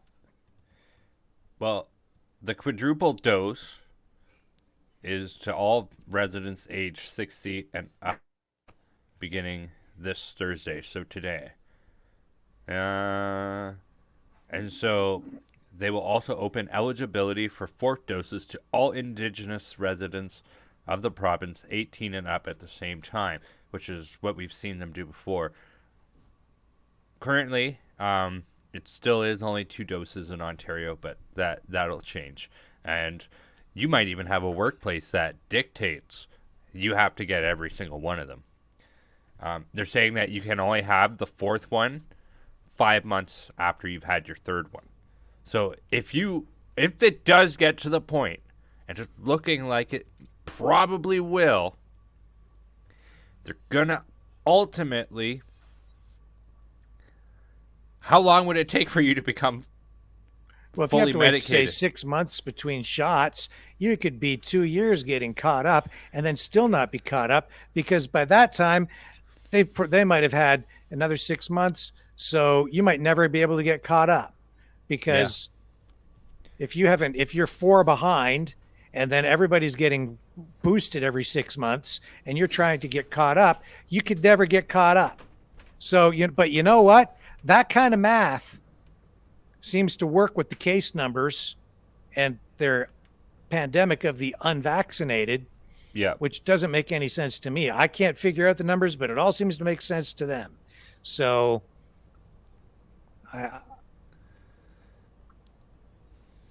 and these people, I don't know where we got off. I don't know where we ever got off. Like we used to be absolutely fine criticizing pharmaceutical companies, and now you're not allowed to criticize pharmaceutical companies. When the narrative is doing that, there's just something wrong. Well, what the really important thing is, you should get vaccinated. You should get like 4 shots, even all at once if you want to, and maybe go get a couple shots of that Chinese one, the Sinovac, and they've got a few different Chinese versions. Maybe get a triple shot of some of that. Get a couple of doubles of the Russian vaccine on the side. But whatever you do not eat any genetically modified foods. Then you'll be fine. Explain, like petri dish meat. Well, people are. I run into people all the time. They're worried about, am I getting the GMO free yogurt, whatever it is, right? I don't know. So they go to the grocery store and they're worried about whether they're going to get what's the stuff in bread? I don't know. Do you ask that about your crinkle cut French fries? No, I'm not. No, No. Anyway, they want no GMO modified foods. Yeah. They worry about, It has to whether be they got gluten free. gluten free. Everything's got to be gluten free, but Gluten free. get your quadruple jab of the new vaccine. Nobody seems to, because that's safe. Did you hear? Well, I do have documentation to support that, kind of. Have you heard about the? Thank you. Gluten. Everybody's gluten. That's right. It's gluten. So I probably ate too much gluten and it clogged up my brain waves. Well, have you heard about the guy in Germany? He was a vaccine jockey for people. He would go in and get jabbed, and people would pay him. Yeah. How many jabs did that guy get? 90. 90 times. And that beats. We talked about the guy from India who said he had like 8 doses. 90 times. 90. Incredible Hulk. Oh, I think I have a video here of him. Of the 90 times guy? Yeah. It's right here. Let's let it Hang rip on a then. second. I'm going to show you what he looks like. It's going to take just a couple of seconds for me to get him queued up. It's a very interesting video. You're going to want to stick around for this. It's got raw power. It does. It's here, hang on a second. I've almost got it. Here it is. They had him restrained, okay? And then things were getting a little out of hand. Let me find my cue here. Here we go. This is the guy who got jabbed 90 times.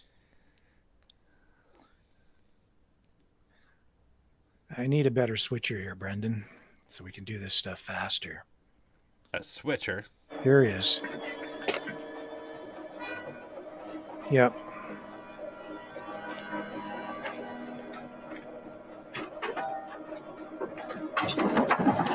To prove how strong he was, he did a stunt. They put him in a car and they tried to crush him.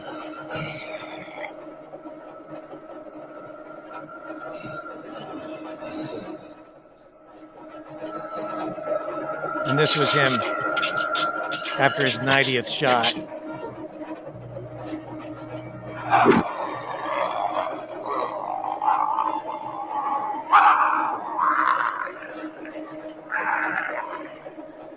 There he is.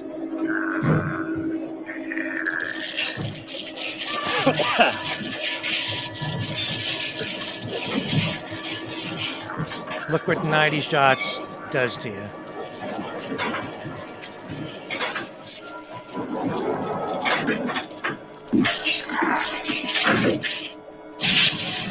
Wow. I'll tell you what, that's not vitamin D.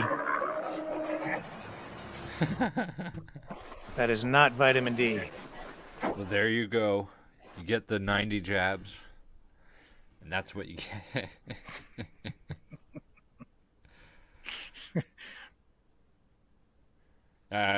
You know who? Okay, trivia question. Mm-hmm. Who played the Hulk in that television series? I don't know. It's some bodybuilder guy, though. Lou Ferrigno. Nailed it. Lou Ferrigno. I met Lou Ferrigno. I interviewed Lou Ferrigno. Yeah, did you go, super nice guy. Very nice fella. Incredible. Yeah, he was incredible because he was literally the Incredible Hulk. Moral of the story is, I don't know what the moral is of that story, but get vaccinated. Yeah. Andre Morin says he'll get the 90 jabs and run for parliament. And win. Yeah, Lou Ferrigno was... Bill Bixby played the Dr. Banner. But when he became the Hulk, it was Lou Ferrigno, painted green. Lou Ferrigno did not have, or Bill Bixby wasn't built like that. And here's another trivia question: What was the science fiction comedy that Bill Bixby played in that was black and white? You're too young. My Favorite Martian. My Favorite Martian. Okay. Yeah. Yes, Lou Ferrigno was partially deaf, mostly deaf. That's why when he speaks, his speech is a little bit slurred, because he was deaf from, I think, from birth. So he reads lips. But man, what a nice guy, and super gracious. I'm just a little guy, and he agreed to do the interview with me, and that was fantastic. Yeah, that was quite a long time ago. That was probably 12 or 15 years ago, somewhere in that range. Yeah. Rick Walker has he's seen all the superhero cars, and he's met Adam West. Yeah, GRC says Munsters are her favorite. I love the Munsters too, but I didn't like the Addams Family. I just couldn't get into it. Green Hornet.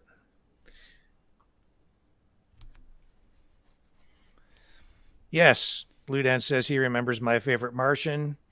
That was one of my favorite shows when I was a kid. It was in reruns, of course, back then, but I used to watch it all the time. In fact, I was just going through a My Favorite Martian marathon, watching reruns on the internet a couple of months ago.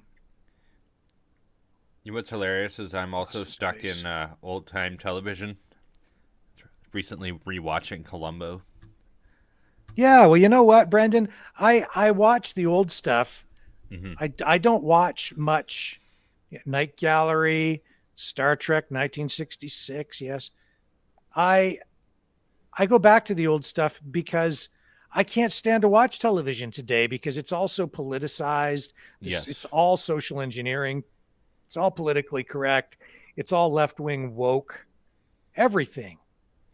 And there was an amount of that, of course, in everything that I watched growing up, but I go back to it because it was just it was more about entertainment back then. And even if you tuned in to the Tonight Show or the late night talk shows of that time, it was about comedy.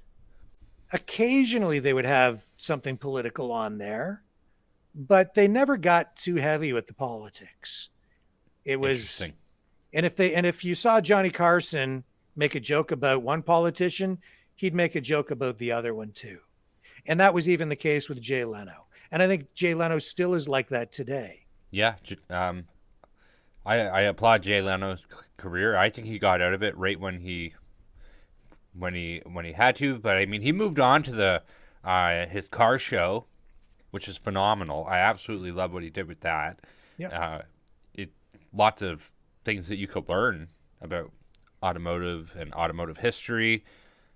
My favorite episode was probably the one where somebody brought a car from China that was manufactured there. It used to be like I think it was like it's an old style government limousine, and the car broke down. And Jay Leno on TV basically says the car doesn't work, just like China, just like communism. And I was like, yep, this is my kind of show. But lots of stuff to read.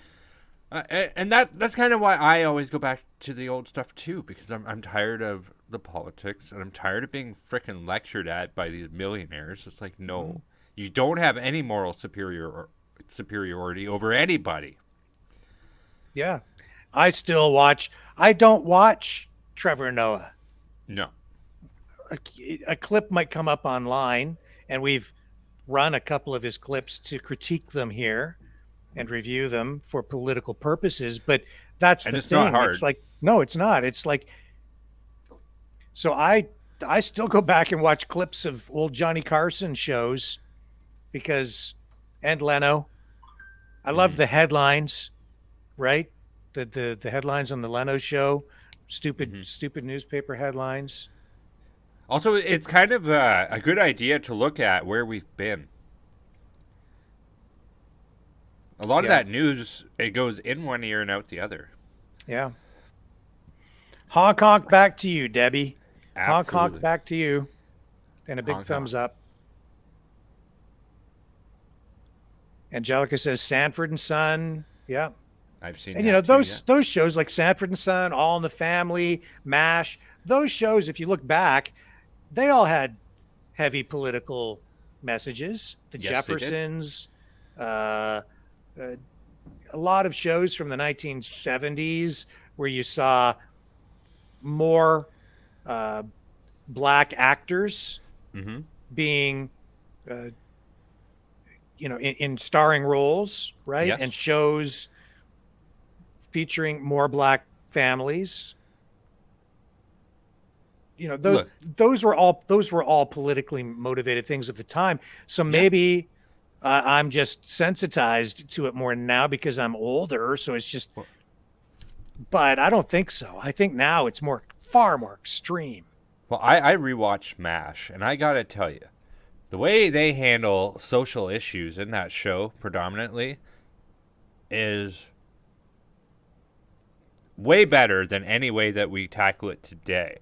In a time where it reflects the Korean War, and there would have been more racist sentiments and stuff like that. Like, there is an episode where an individual says, "Hey, doctor, make sure you give me the right colored blood." And so he falls asleep after his operation, and they paint him black and say, "Oh, we gave you the wrong colored blood."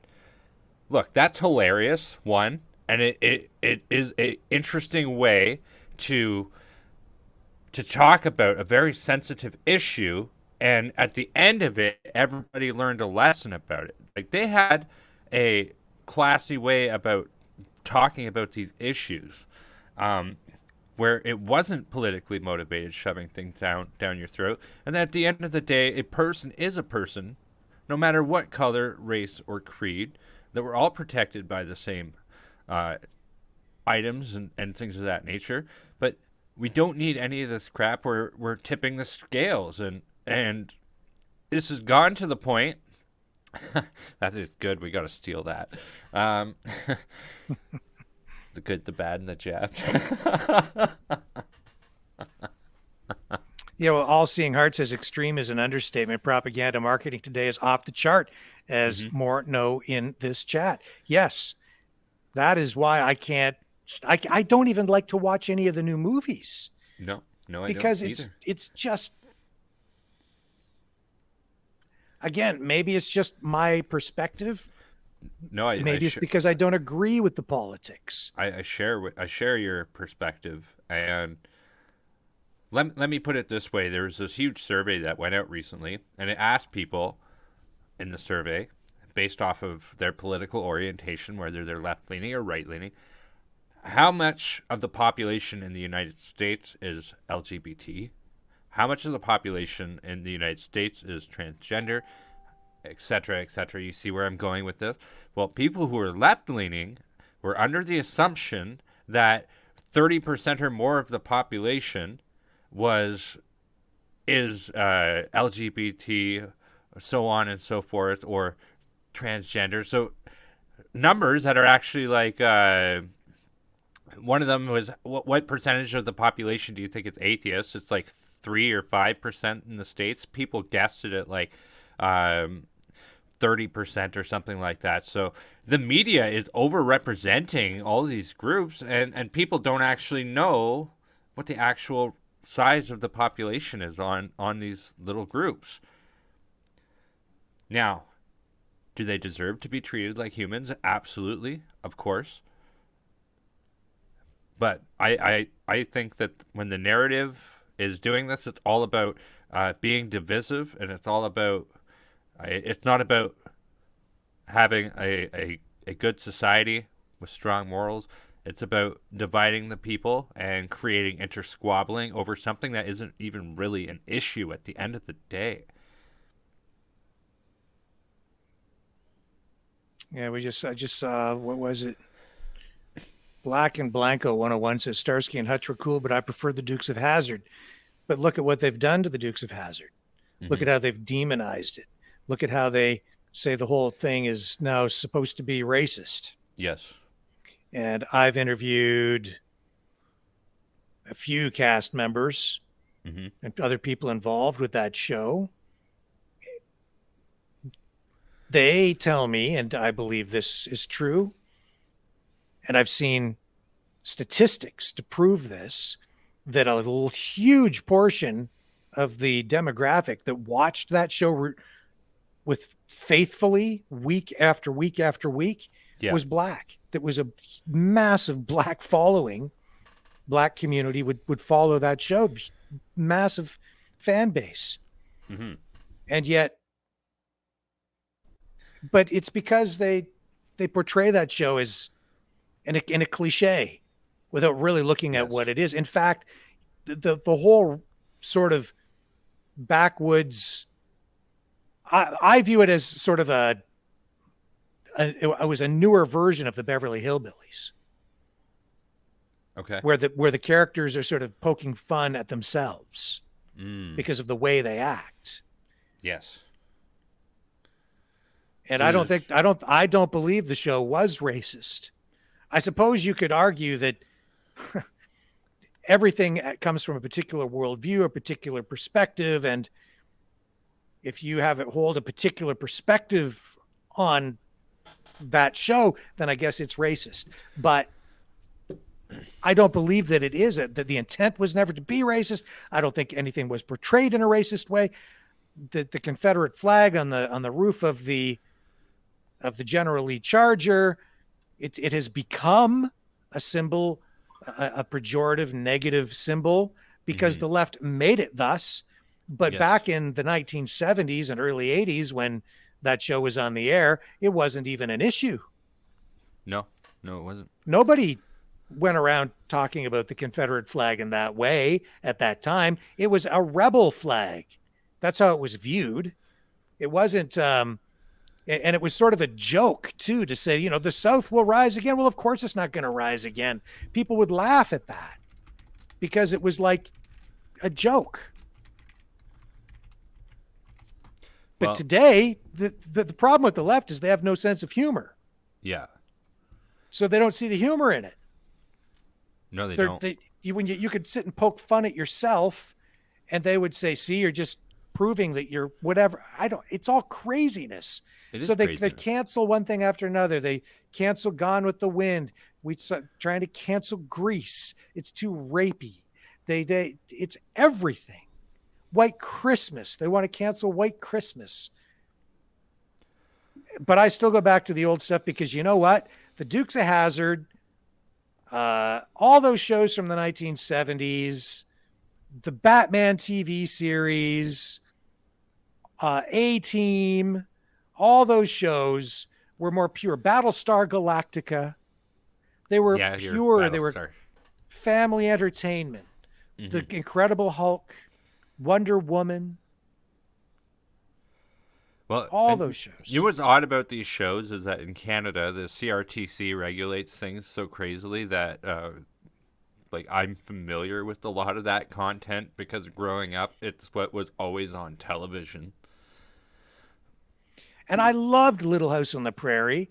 I went through a binge of Little House on the Prairie about 3 months ago, watching reruns of that. They don't make shows like that anymore. And I went back and found an old interview with Michael Landon, who starred in that show and produced it, directed most of it, right? He was talking on the set about how everyone there was treated with respect. And that's what it was all about. It was about love, respect, family values, all these things that the left hates. They want to destroy the family. And then we look at even today with this federal budget and this $10 a day childcare. Okay, well, you're prepared to hand your kids over to the state? You're going to trust your kids with Chrystia Freeland? Because that's what it is. Well, it might be convenient to just hand your kids off to to the state daycare, right? Yeah. But what are they doing with your kids when they're in there? They're gonna fill those little mush-filled heads with ideas that you may or may not agree with, that are going to be in line with their belief systems. They probably just put them in front of Disney Plus and say, go nuts. You hand your kids off to the state, folks. Don't blame me when they come back thinking things that make them unrecognizable when you get them back. Well, I got to tell you, folks. Scott Ritter is coming up. Should be here any time now. Yeah. I got to tell you real quick here, because he will be arriving here soon. These are things that were already subsidized very heavily by municipalities all across Ontario, and every province has done the same as well. So I think that this was a non-issue. It's a vote-buying thing that they've done here, and it's not going to be sustainable. Yes, daycare is expensive, but when people are able to get subsidy for it, I don't think that it's going to have a great outcome long term. It's going to be too expensive long term, and as well as Rick says, I think that there is way too much space for government intervention with your children. It's not even worth it. And what I mean by that is I don't think that the government should be brainwashing our kids, and that's what they have been doing, man. It's not been good. Our schools have become indoctrination centers, not schools. Yeah. They don't absolutely. teach spelling anymore. It's all about woke politics, I'm telling you. That's what it has become. I didn't even realize how bad it was when my kids were going there until I started to slowly get the feedback from my kids day after day, year after year, as they worked their way through the school system.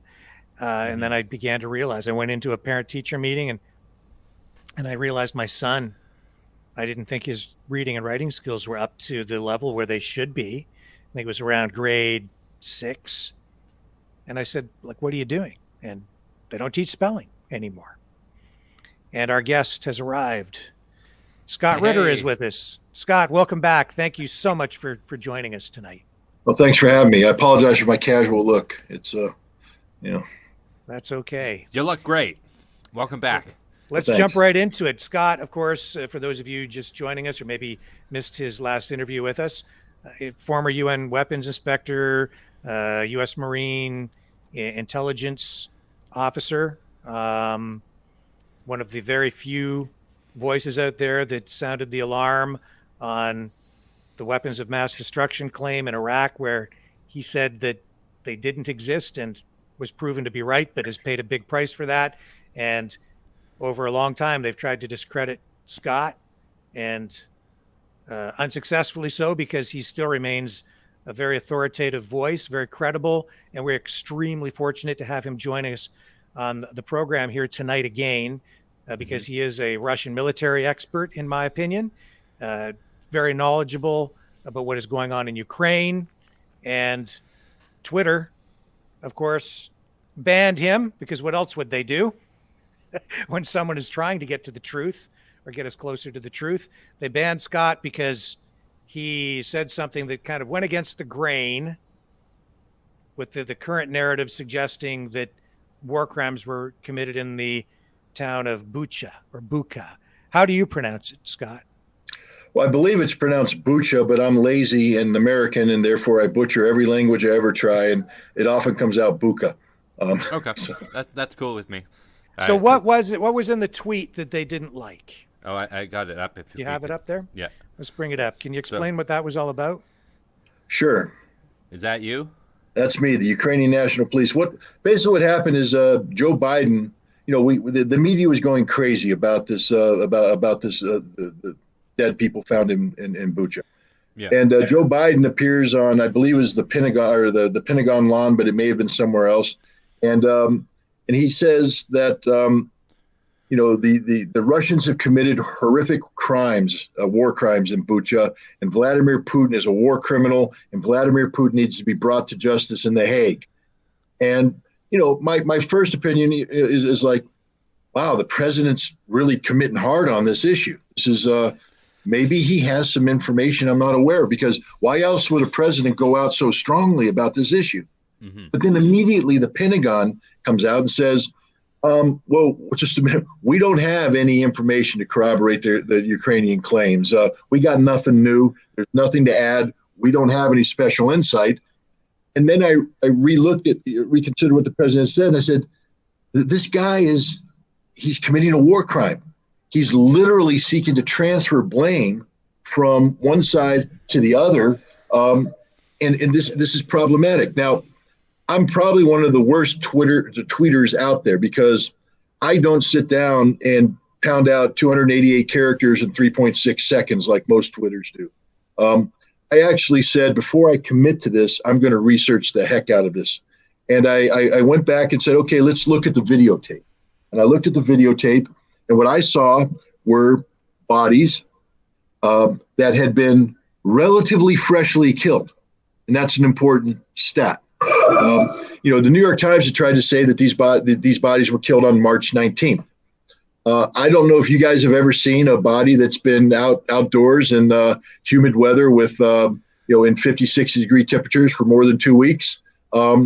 They tend to be bloated. The arms are up in the air. The legs are up in the air. They're swollen. The face is unrecognizable. They probably have burst at the stomach, and putrid mass is out. That's what dead people look like after 2 weeks. I hate to be that gross, but that's the reality. These weren't 2-week-old bodies. Well, you did miss the part where there's a massive feedback there. You did miss the part where the animals get to it too. Well, animals do like that smell, and the birds come in, the dogs come in, the cats come in, and there's a lot of hungry birds and dogs and cats right now. Yeah. But the other thing I noticed is that a lot of these bodies had white armbands on. And the white armband is generally worn by people in this war because all the uniforms are pretty much the same, similar pattern camouflage. So the different militaries will wear colored armbands and things around, tape around their helmets and such, so that from a distance you can tell whether they're Ukrainian, Russian, etc. And the Russians tend to wear blue or yellow. The Ukrainians wear blue or yellow, and the Russians wear white or the St. George ribbon. But the civilians will wear white if they want to be seen as being non-threatening to the Russians, or be saying, hey, we're part of you. So they're wearing white armbands, which tells me that they're not a threat to Russians. The ones that aren't wearing white armbands have their hands bound behind their backs with the material that is white armbands. So somebody took that off and bound them. And then the other thing that I noticed is that most of them had near their bodies these green cardboard ration packs that are issued by the Russian military to civilians for humanitarian purposes. They have a white star on them. They say Voyentorg Military Store, and they had them. And this is important because the Russian commander, the Russian government, when they spoke of the Russian presence, the Russians left on March 30th. And they said, while we were in Bucha, there was no problems. We didn't have a problem with the local population. In fact, we got along with them very well. We even had a system of barter where we'd give them dry rations, those green boxes, in exchange for dairy products. And this was a good relationship. And so the Russians leave on March 30th. On March 31st, the mayor of Bucha comes out and does a videotape where he says, we're back, we reconquered it, everything's wonderful. He doesn't make any mention of bodies lying in the street. That doesn't mean the bodies weren't lying in the street. He just doesn't mention it. And you think he would have if it was that big of a deal. Of course, now it's a question that we have to ask, right? So I've had some of the similar thoughts as you, like the placement of the bodies in the streets and things like that. It just didn't seem natural. Doesn't look like people were running away from anything, or it's hard to tell. I'm not sure. You're the expert, though, I would say. So, I mean, it's hard to tell unless you forensically examine the body. If you do a forensic examination of the body, which should be one of the first things that occurs, you'll determine the time of death, the mechanism of death, meaning what killed them, and were these bodies moved, or was this where they fell? You can easily tell that through a very cursory forensic examination. Nobody's conducted that, but you had these dry rations. But on April 1st, something interesting happened. A senior member of the local government council, a female wearing a camouflage uniform, goes on the local TV station and broadcasts it simultaneously, appearing to use a cell phone on the local social media networks. And she's saying to the citizens of Bucha, there is an ongoing cleansing operation. Stay at home. Don't panic. There is an ongoing, and she repeats herself over and over again. Now you have to ask yourself, well, what does cleansing operation mean? Well, fortunately for us, the Ukrainian National Police has put a posting that says on April 1st, we will be conducting a cleansing operation in Bucha, the purpose of which is to hunt down and eradicate Russian collaborators and Russian saboteurs. So they're saying now you say, well, what does that mean? Liquidate? Are you arresting them? No, because we have another video posted by an actual member of the Ukrainian National Police where they're in Bucha, and he shouts out, hey, that person doesn't have the blue armband, the one that means they're pro-Ukrainian. Can I shoot them? And the other person says, yes. So now you look at this data and you say, my God, all the available data points to this being done by the Ukrainians. Now, it's not definitive proof, but it's least available data. That's the only assessment that can come out of it. And the president of the United States just said, no, the Russians did it. So I wrote a tweet that said, Ukrainian National Police did this. They committed the war crime. And I didn't write this tweet casually. I just explained to you the research process that I went through to formulate this opinion.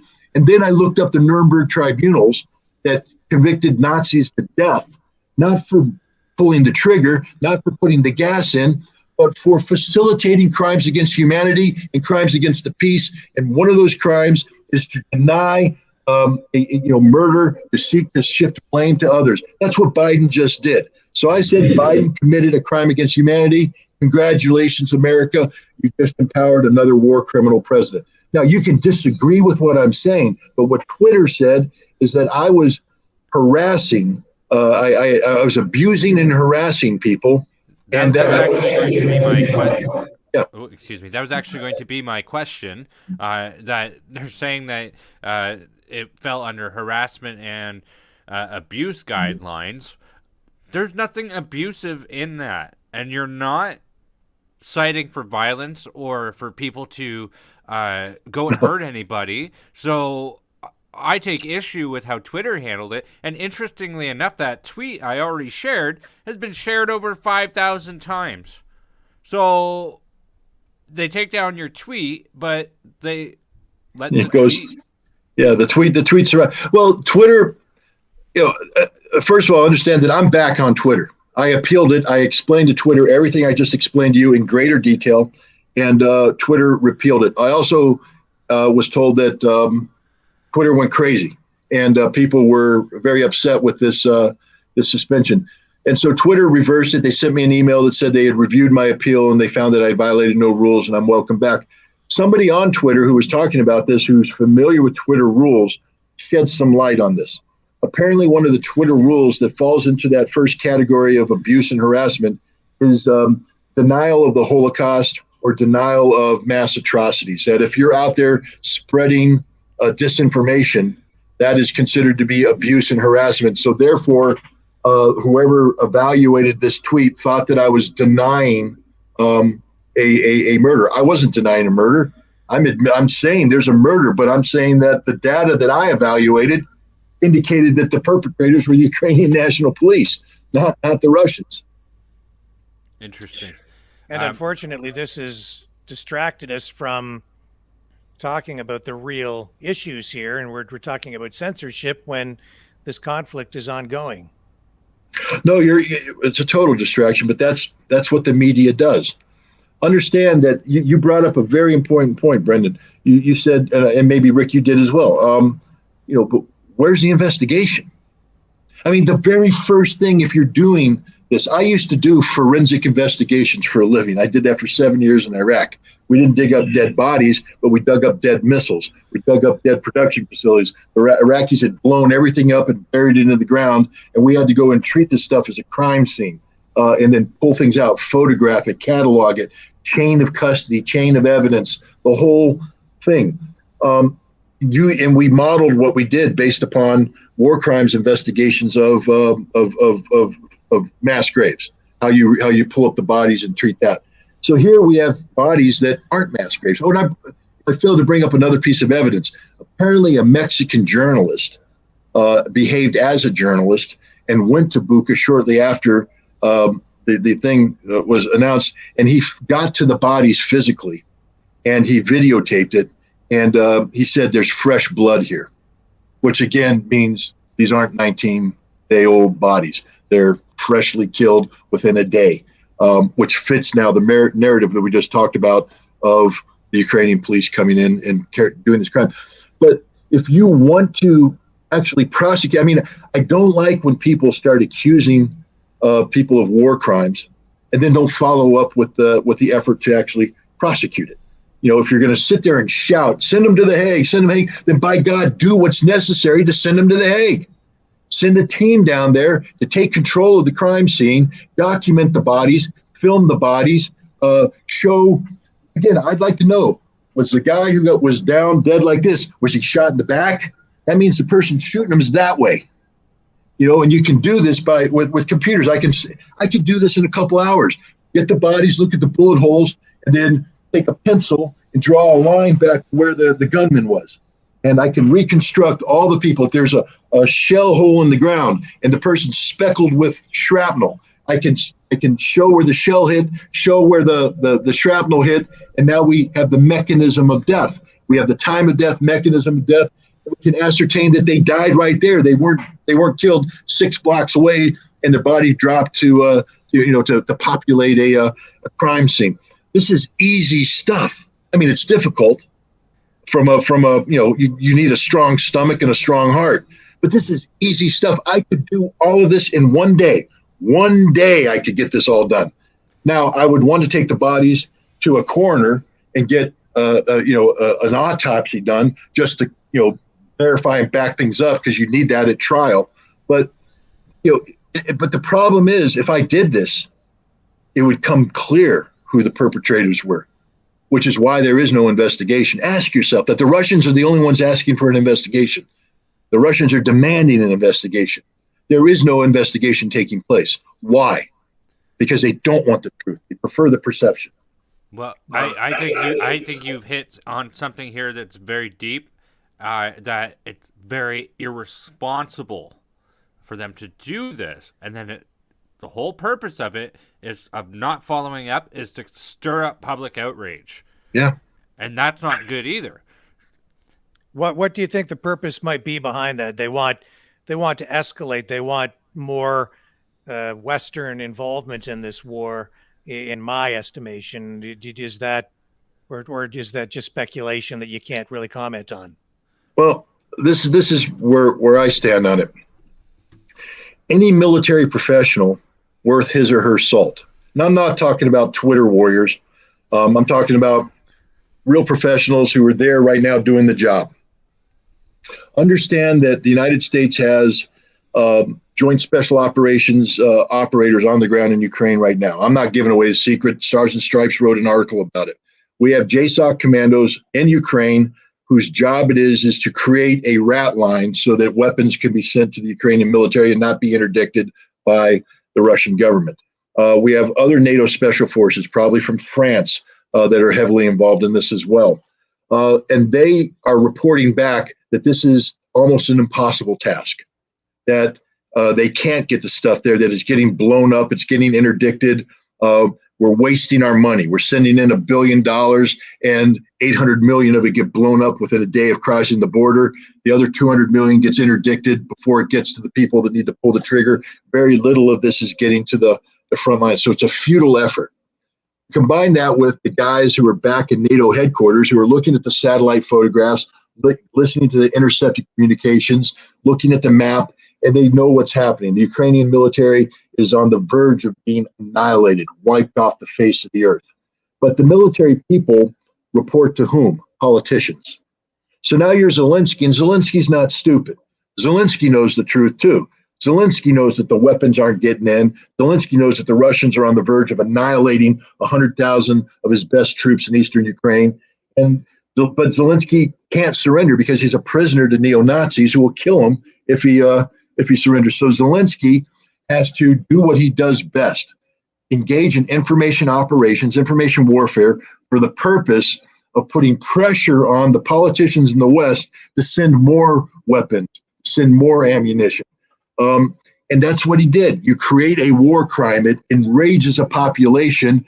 A stupid president gets out there and puts his foot in his mouth, committing them to a narrative that's unsustainable with fact. But now Congress has to act. And Congress is passing legislation not only targeting Russia with further sanctions, but they're passing legislation that pressures the United States to provide more weapons. There's talk now. We've been giving Ukraine all our old stuff. I mean, it's sort of embarrassing what we're doing to the Ukrainians, because a lot of the weapons we're giving them just don't work. They're old. They passed their use by date. The Stinger missiles we gave them are 1980 stocks. They don't work at night, so the Russians just switched to nighttime operations. If we want to give them the good stuff, though, we have to reach into our warehouses. And now, because of what Zelensky's done about creating this outrage, there's talk about we're going to start sending the good stuff. And, Germany sent everything they got. Canada doesn't have anything more. Britain doesn't have anything more. But so Britain's inventing new categories of weapons. But now they're talking about sending tanks in from Czechoslovakia or from the Czech Republic, etc. None of this would happen unless this political pressure was created by incidents like Bucha. And so now Zelensky sees a winning argument. He says, "Man, if I call out this war, if I invent this war crime here, I'll just invent it everywhere." And that's what you see on TV tonight. The media is not talking about Bucha too much anymore, because the more you talk about it, the more it becomes obvious that the Russians didn't do it. The Germans are trying to breathe new life in with these intercepted communications. I could rip that apart in a heartbeat. It's an unsustainable line of talk, but it breathed a little bit of life in it. But now they have to come up with new war crimes, new outrages, and they're going to do that. Zelensky's going to highlight it. He's going to broadcast it to the world, and everybody's going to focus on that and not on the fact that there's 3,000 Nazis dug into the steel factory in Mariupol who are fighting to the death because they're Nazis, because they're fanatics. They're going to ignore the fact that over 400, 500 Russian or Ukrainian Marines surrendered this week in Mariupol because they're out of food, they're out of ammunition, they're out of gas, they're out of everything. And they surrendered the conditions they were under, the rest of the Ukrainian army's under. The Ukrainians are running out of everything. They got nothing left, and it's all over. But the crying. But nope, Zelensky can't admit this. So he has to keep doing this. And it's a survival mechanism. Because if he doesn't do this, the Nazis that are next to him will kill him. So the narrative that Kiev is that the Russians had to retreat from Kiev because they've lost there. And we even heard our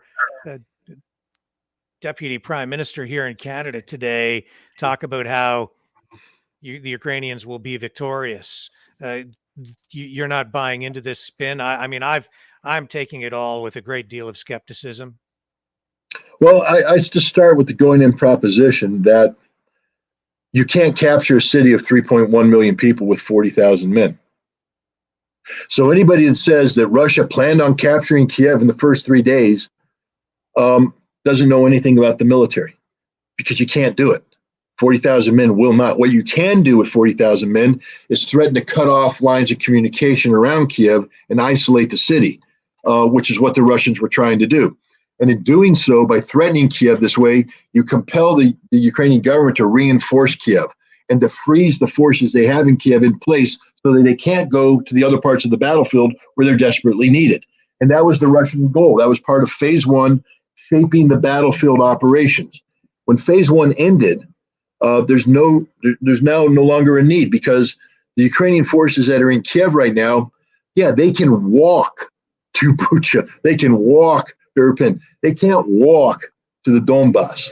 And the trucks, they don't have any gas to drive the trucks to the Donbass.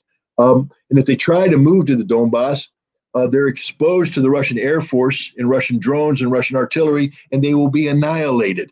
So Russia's not worried about these troops anymore. So Russia said, we're going to withdraw these 40,000 troops. We're going to re-equip, rest, refit, reorient, bring them down to Kharkov, unless you're Ukrainian, that's Kharkiv, and then we're going to complete the pincer operation from the north. That's going to join the pincer operation from the south to surround the bulk of the surviving Ukrainian forces. And all the military people who last week were screaming, "Oh, the Russians are incompetent. Oh, they can't do this. Oh, they can't do that." They're all today saying, "Well, they're getting ready to launch the greatest military assault we've ever seen since World War II." Because guess what? That's what the Russians do best. There's no more, we're going in soft, flowing water, kind, friendly. Nope. Those days are over. When this thing starts, when the balloon goes up, you're going to see artillery barrages that will be earth-shattering. And any Ukrainian that's in front of it will die. And then you're going to see massed, rapid tank assaults that will roll over everything, cut into the rear, and annihilate the Ukrainians. That's my prediction. And the West knows it now. Now, how do you have a defeated army? Oh, we kicked the Russians' butt. Oh, they're in retreat. And suddenly turn around to be the most awesome fighting force in the world, ready to launch World War II-like retribution on the Ukrainians. How do you make that leap? You can't. The Russians didn't get beat. Did the Russians suffer losses? Yes. To your credit there, strategic retreat is an age-old military tactic. This is not anything new. This is something that has been practiced since, I believe, the Mongolians. So, yeah. And here I am. I don't have your expertise, but I'm able to at least look at the situation and point that out. So this shows the incompetence, I think, of Washington and a lot of these military people. Now they're going to have to eat their own words. Well, I mean, I may end up eating my own words. I may, again, I'm a Twitter warrior. I'm sitting in my chair in New York. I'm not on the front lines. I'm relying on, 30-year-old experience. I could be dead wrong. I don't think I am. That's why I feel comfortable making the statement. But I don't want to pretend that I secretly have a phone line to Putin. Hey, Vlad, I'm going to say this on the Rick Walker show today. Walker show, is this okay? Yes, Scott, you are clear to speak about Russian strategy tonight. Thank you. No, it doesn't work that way. I'm speculating, but it's informed speculation. And for the first time, the things I'm saying are starting to be aligning with what the talking heads on TV stations, because it's becoming obvious. At some point in time, the fiction, the fantasy dissipates. Propaganda is only good as long as the perception is believable. But there's not a single military professional that can look at the situation on the ground in Ukraine right now and say the Ukrainian army is capable of withstanding a concerted offensive operation by the Russians, because the Ukrainian army has been destroyed. This is why they're desperate to get 70 T-72 tanks. Understand that the Russians have destroyed over 2,000 Ukrainian tanks. Okay? And now it's suddenly going to be a game changer that they brought in 70 old Czech tanks from the Soviet era. I don't know what their maintenance level is. Do they have night fighting capability? Do they have radios? Can they even start on a regular basis? Who knows? But they're now in there and everybody's going, "Hurrah, we did a great thing." You did nothing. Those tanks will never make it to the front line. And if I were the Russians, I'd let them go to the front line, because it's going to be a lot of fun to plink them off. That just gives my guys more experience in tank gunnery. This is stupidity on the part of the West, and it's criminal on the part of the Ukrainian government, because thousands, if not tens of thousands, of Ukrainian soldiers are about to die. That's just the reality of it. They're about to die.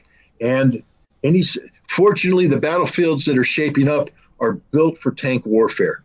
So the eastern Ukraine is perfect tank country, and there's not a lot of populated areas in there. So this will hopefully be a battle that doesn't perversely impact the Ukrainian civilians, like, for instance, fighting around Kharkov is, like the fighting in Kiev did, like the fighting in Mariupol. I mean, that's horrible stuff. We haven't seen that kind of destruction, since the destruction of Grozny, since the Battle of Berlin, since the Battle of Stalingrad. This is street fighting, house-to-house fighting of the most brutal kind. And that's just a sad reality of war. But the fighting that's getting ready to happen, that ain't the fight. This is big arrow, tanks, artillery, mass, firepower, and a lot of dead people. So do you have any idea what kind of timeline we might be looking at here? I mean, I think this is going to be over in a matter of weeks. It could be next week. It could be the week after. Once it starts, once the Russians start this, once the balloon goes up, this kind of fighting doesn't, this is the operational pause, what we're experiencing right now. And the Russians are still very much shaping the battlefield. It's not a real pause, because if you look at what they do every day, they're seizing, fighting positions, launching positions in the south. They're moving up. They're making a bubble here. They're doing the same thing south of Izium up north, making a bubble, getting a position. And right now, everybody's looked at the satellite photographs going, I have never seen this many tanks located in one spot in my entire life. And that's what's happening. They're getting everything in. And once this starts, it's going to be by echelon, because that's what the Russians do. The artillery will blow everything away, and then the first echelon is going to come in, punch a hole right through that line, whatever's left.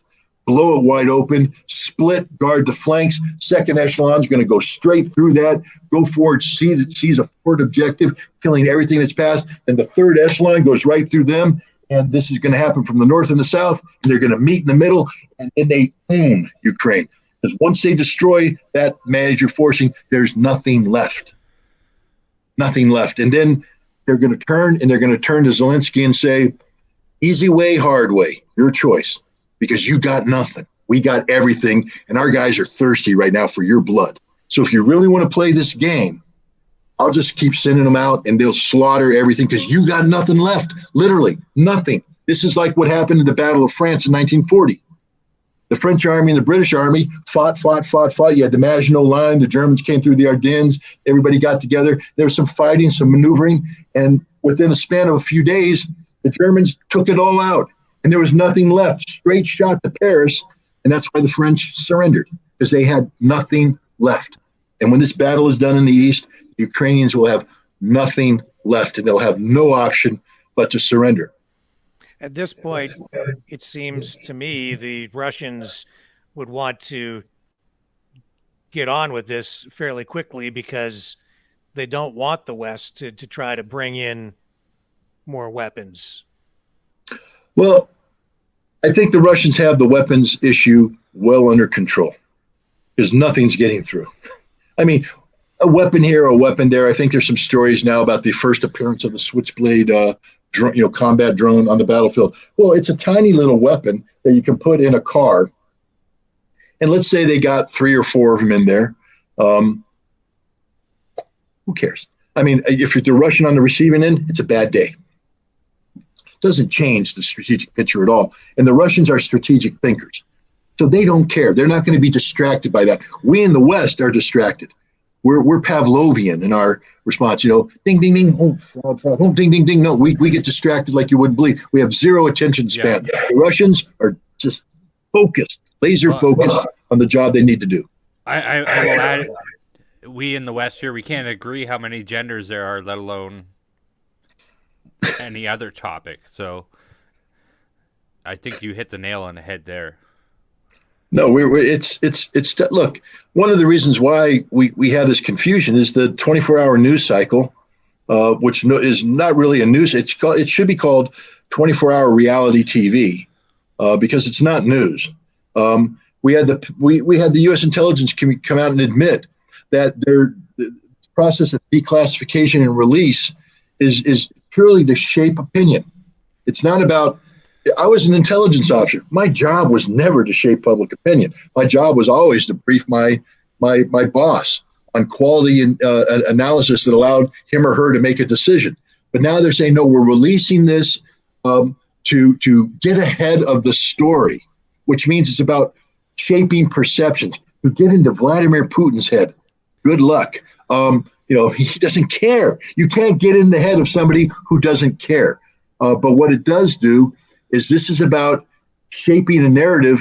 So they're throwing out stuff for the news networks to grab. And the job of the news networks is no longer Walter Cronkite type quality journalism, or Seymour Hersh type quality journalism. It's about Wolf Blitzer and Rachel Maddow competing to who can put out the most explosive clickbait headline tonight, so that you get the attention necessary to justify the advertising dollars that make your corporation money. Because this is all about advertising. This is all about money. Not about the truth, not about accuracy, about creating something that entertains and sucks people into the story, which means you can't keep telling the same story overnight. This is why Booch is going away, because people are getting bored with it. You know, the outrage. Look, if this was truly an outrageous event, you would never get bored with it, ever. But it's not. It's fake. I'm not saying the people aren't dead. They're dead. But, you know, because our government can't tell the truth, you can't trust the narrative that comes out. And you don't want people asking too many questions. If you focus on a story too long, people start asking questions like, well, haven't you done an autopsy? Oh, God, no, can't have that question asked. So we create a new outrage, a new this, a new that. And that's what's happening. Every night there will be a new outrage. The Russians aren't playing that game. Notice you don't see the Russians out there spinning the information. They asked for a damn investigation. And they were told no. You know, they want the truth to be told. They're not out there trying to spin everybody, throw out dramatic headlines. They're just doing their job. They're losing the information war. But guess what? Pretty soon they're going to win the real war. And when they do, the West is going to look pretty stupid for how we behave here. When I saw this satellite photo in the New York Times, the thing that came to mind, and then when the story started to emerge right away, I began to think of Syria back around 2015, as we're going into the 2016 election, and the white helmets and the chemical attack that was supposed to have been perpetrated on their own people, and it was all really designed to try to draw the West into that conflict. Am I right to draw do you think a comparison? No, you're 100% correct. And right off the bat, again, they're trying to say this photograph was taken on March 19th. And I just challenge you to find me a pathologist or a coroner or a forensic medical investigator that will tell you that a body killed on March 19th is going to be in near pristine condition on April 2nd. All right. So right off the bat, this stinks. And then you have some forensic people that are pretty clever, more clever than I am, who started looking at the shadows and saying, because you can tell, right now a person could sit there, measure the shadows, get the inclination of the camera, and come up with the exact time and day that this photograph was taken. And the person that did that came back and said this image was taken at like 2:57 Greenwich Mean Time on April 1st. And then you have to ask yourself, well, wait a minute, isn't the New York Times smart enough to know that? Not if they're lying. What, the New York Times lie? Talk to Judy Miller about lying about weapons of mass destruction and lead up to war in Iraq. Yeah, New York Times lies all the time.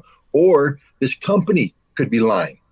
The New York Times could have thought that they were buying a genuine image from March 19th because they don't have the journalistic credibility to do their due diligence. And they receive this image, think it's March 19th. Bottom line is that's a fake image. I'm not saying that it's fake in terms of what you're seeing, but to call that a March 19th image is a lie. It's fake. And that's why the New York Times isn't talking about this story too much anymore, because difficult questions have come up. Yeah, the New York Times said they had I think in the article they said they had an investigative team or something to that effect. And I said, well, and they came to the conclusion that the Russians did this. And I said, this proves nothing. You couldn't use this. You couldn't use this by itself in a court of law. Are you familiar with Maxar Technologies? Do you know much about the company, the satellite company that released these images? I mean, I'm familiar with them just because in the lead up to the war, they were the ones releasing the image about the Russian buildup, and so that all the media was buying. I understand that there are some connections between them and intelligence company. And the reason there is, I mean, there's a legitimate reason for that. Let's say that I'm with the National Reconnaissance Office, NRO, and I run the satellite reconnaissance programs for the United States. And I have a photograph from one of my really, really, really good satellites that proves a point that the United States is trying to make. But I can't release this photograph because it gives away sources and methods. But it's politically important for me to get this information out there. So I will go to my trusted agent, Maxar, and I will say, who I'm, by the way, sort of underwriting so that they have satellites up there that are capable of producing quality images, but not too good, but quality images. And I'll get into another thing that happens too, but I'll have them pull up the image from the date. And I'll say, this is an important day here. You need to get that image. And I'll find a journalist who's going to come in and they're going to purchase this image. And there's going to be a story from that. But, protect this image that way. Don't give it to anybody else. We're managing this. The other thing that I'll do is I'll say, Delta Force is going to country X on Thursday. Your satellites will not take photographs of anything in this box during that time. That way, no journalist can sit there and pull it up and go, oh my God, look, Delta Force is deployed. So there's a reason to have these relationships with a company like Maxar. And it's legitimate national security interests. But one of the problems is that, as we know, the intelligence community is no longer in the business of informing their political consumers with the most accurate information. They're in the business of shaping perception. And that means that they will lie, they will mislead, they will deceive. And what we're seeing here is a deception. Is it safe to say that nothing will ultimately come of this particular incident, that nobody will be brought before any tribunal or convicted on any war crimes? Well, I think it's extremely safe to say, because in order to do that, you would have to carry out a viable investigation. And I think a viable investigation will show that these guys were murdered by Ukrainians. And that's the last thing. Look, the Ukrainians have achieved their political objective. They've made Bucha a household word. The world will be talking about the Bucha massacre forever. And they'll be blaming the Russians forever. The last thing you want to do is disrupt that narrative with facts, inconvenient facts. So I don't believe there's going to be investigation. Well, they have definitely won the propaganda war for sure. I would say, as far as I'm concerned with that they have hit that out of the park, with Zelensky even being featured in the Grammy Awards of all freaking things. That just goes to show you how deep it actually runs. And interesting. Sorry, go ahead, Brandon. And we were just talking about how this Maxar company also provided images in the lead up to all of this. We said it when we talked about it the other day. These are the same guys who own the narrative. There was BlackRock, and what else is it, Rick? BlackRock and Vanguard. Vanguard, yeah. Yeah, they own large percentage of this company. So these are the same guys who own the narrative. Yeah, and again, it's all perception management. That's what it's all about anymore, perception management. But again, the Russians are about to introduce the world to a thing called harsh reality, because perception management doesn't win wars. It wins information wars. There's a cartoon. It's been, people talk about it, but the one that I heard about is two Russian soldiers in Berlin with the Soviet flag over the Reichstag, and they're smoking cigarettes, and they say, I heard we lost the information war. But the point is, who cares? They won the real war. And Russia's about to introduce the West to the futility of engaging in an information war in isolation, because hot air can only be sustained for so long, then cold steel takes over. And the Russians are about to bring a lot of cold steel to bear. So on the political side, why hasn't the West, why haven't we seen more effort toward peace talks? And does the West really want regime change? Where are we at with all of that? It just it defies logic to me, because I don't there's all this corruption over there. You see some motivation potentially even with Biden to not want to let go of Ukraine because they don't want information to come out, the biolab stuff, the money, conflicts of interest, all of these different factors. And it seems to me the whole thing could have been avoided if they had just pursued this idea that Ukraine could have been kept a neutral country, but the West just doesn't want to talk about that. They just want to ignore all this stuff. Can you wrap your head around all of that at this point? Well, let me. This is my perspective. I can't claim. Again, not only do I not have a phone line to Putin, I don't have one to Biden either. And if I did, I don't think he'd pick it up because he doesn't like me very much. But that's neither here nor there. The Europe and the United States have been living in a fantasy world without meaningful repercussions. Meaning, normally if you try to live a fantasy, reality bites you really soon, and you have to come down to earth. But for 30 years, they've been living a fantasy world where NATO has been allowed to impress itself with its own relevance. They've done this by picking a fight with Serbia in 1999. They've done this by picking a fight by helping the United States in Afghanistan in 2001, 2002, by sending troops to Iraq in 2004, thereby legitimizing an illegal war of aggression that the United States waged in 2003. They did this by regime change in Libya in 2011.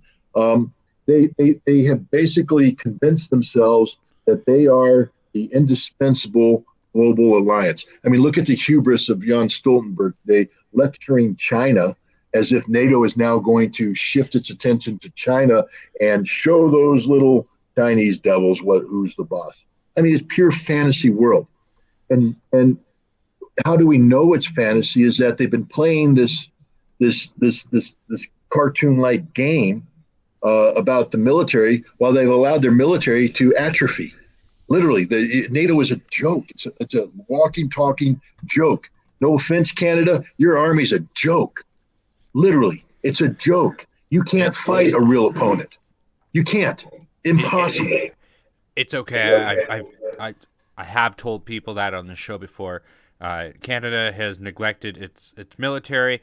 We traditionally have always neglected our military until something bad happens. Happened with World War I, happened with World War II. Yeah. World War II starts. Canada is still wearing World War I surplus outfits at the beginning. And not to mention, we were talking about warehouses earlier. We're all out of stock. We have nothing left to send. You're out. You're out. And look, I've served with Canadian combat engineers in Iraq. Some of the bravest men I've ever met in my life, and some of the most competent men.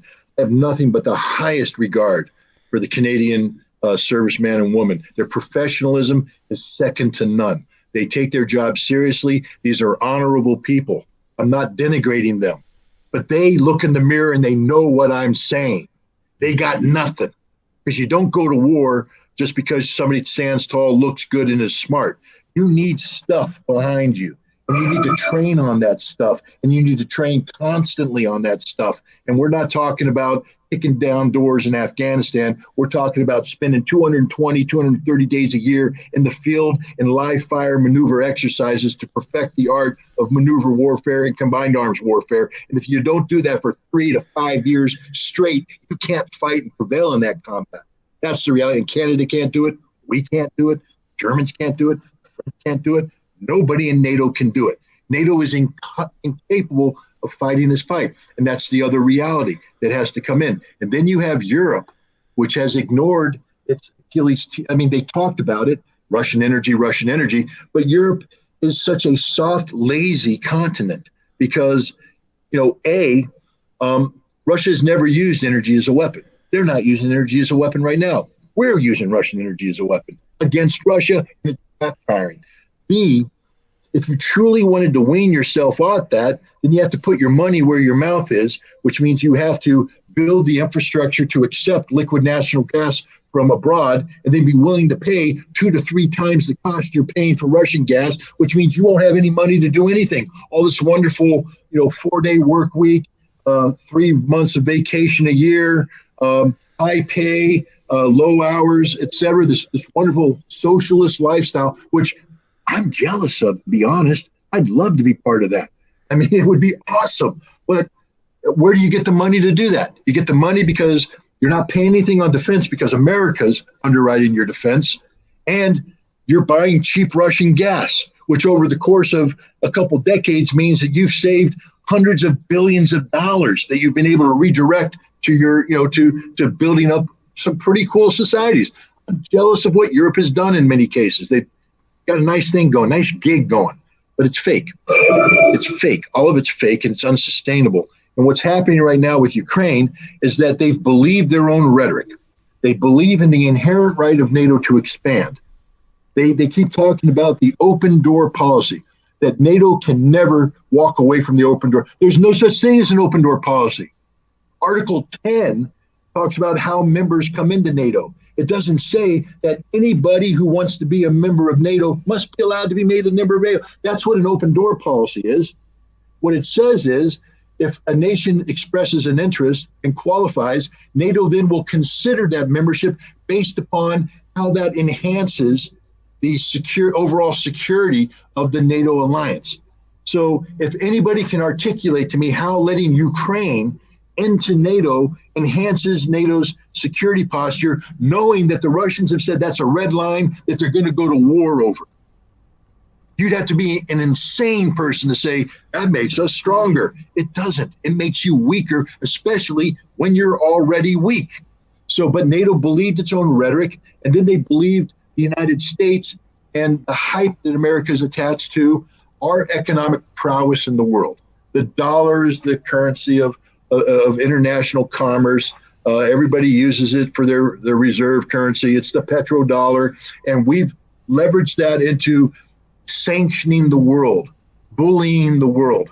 The world's tired of that, fed up with that, and they're not willing to play that game anymore. But the United States convinced Europe that we have the ability to actually stare down Putin by threatening him with sanctions, and that he'll cave. And if he doesn't cave, the poor Russian people will rise up in the streets and overthrow him. Even though we don't have a policy regime change, we do have a policy regime change. And that, so we convinced Europe that that's the case. And then we lied to Europe. Don't worry about gas and oil. We got a plan. Plan B. Good stuff. So Europe bought into this nonsense. They provoked a war with Russia, and Russia responded the way they said they were going to respond. How do we know? 2009, William Byrd, ambassador of the United States to Russia, wrote a memorandum, net means net, the conclusion of which, if we don't respect the Russian position, the red line on Ukraine, Russia will be compelled to invade Ukraine militarily, and Ukraine will lose the Crimea and the Donbass at a minimum. That's exactly what just happened. We knew this was going to happen, but we did it anyways because we're stupid, because we have pride, we have ignorance, we have hubris. Now the consequences come in. First of all, how ignorant are you to brief Putin in advance that you're of what kind of sanctions you're going to levy on him? Because Putin, the one thing about Putin is he doesn't back down. He doesn't like to get himself into a confrontational environment. Very diplomatic person. Russia's a very diplomatic state. They would prefer to negotiate their way out of these issues. They don't want to go to war. They don't want confrontation. They want peace and stability.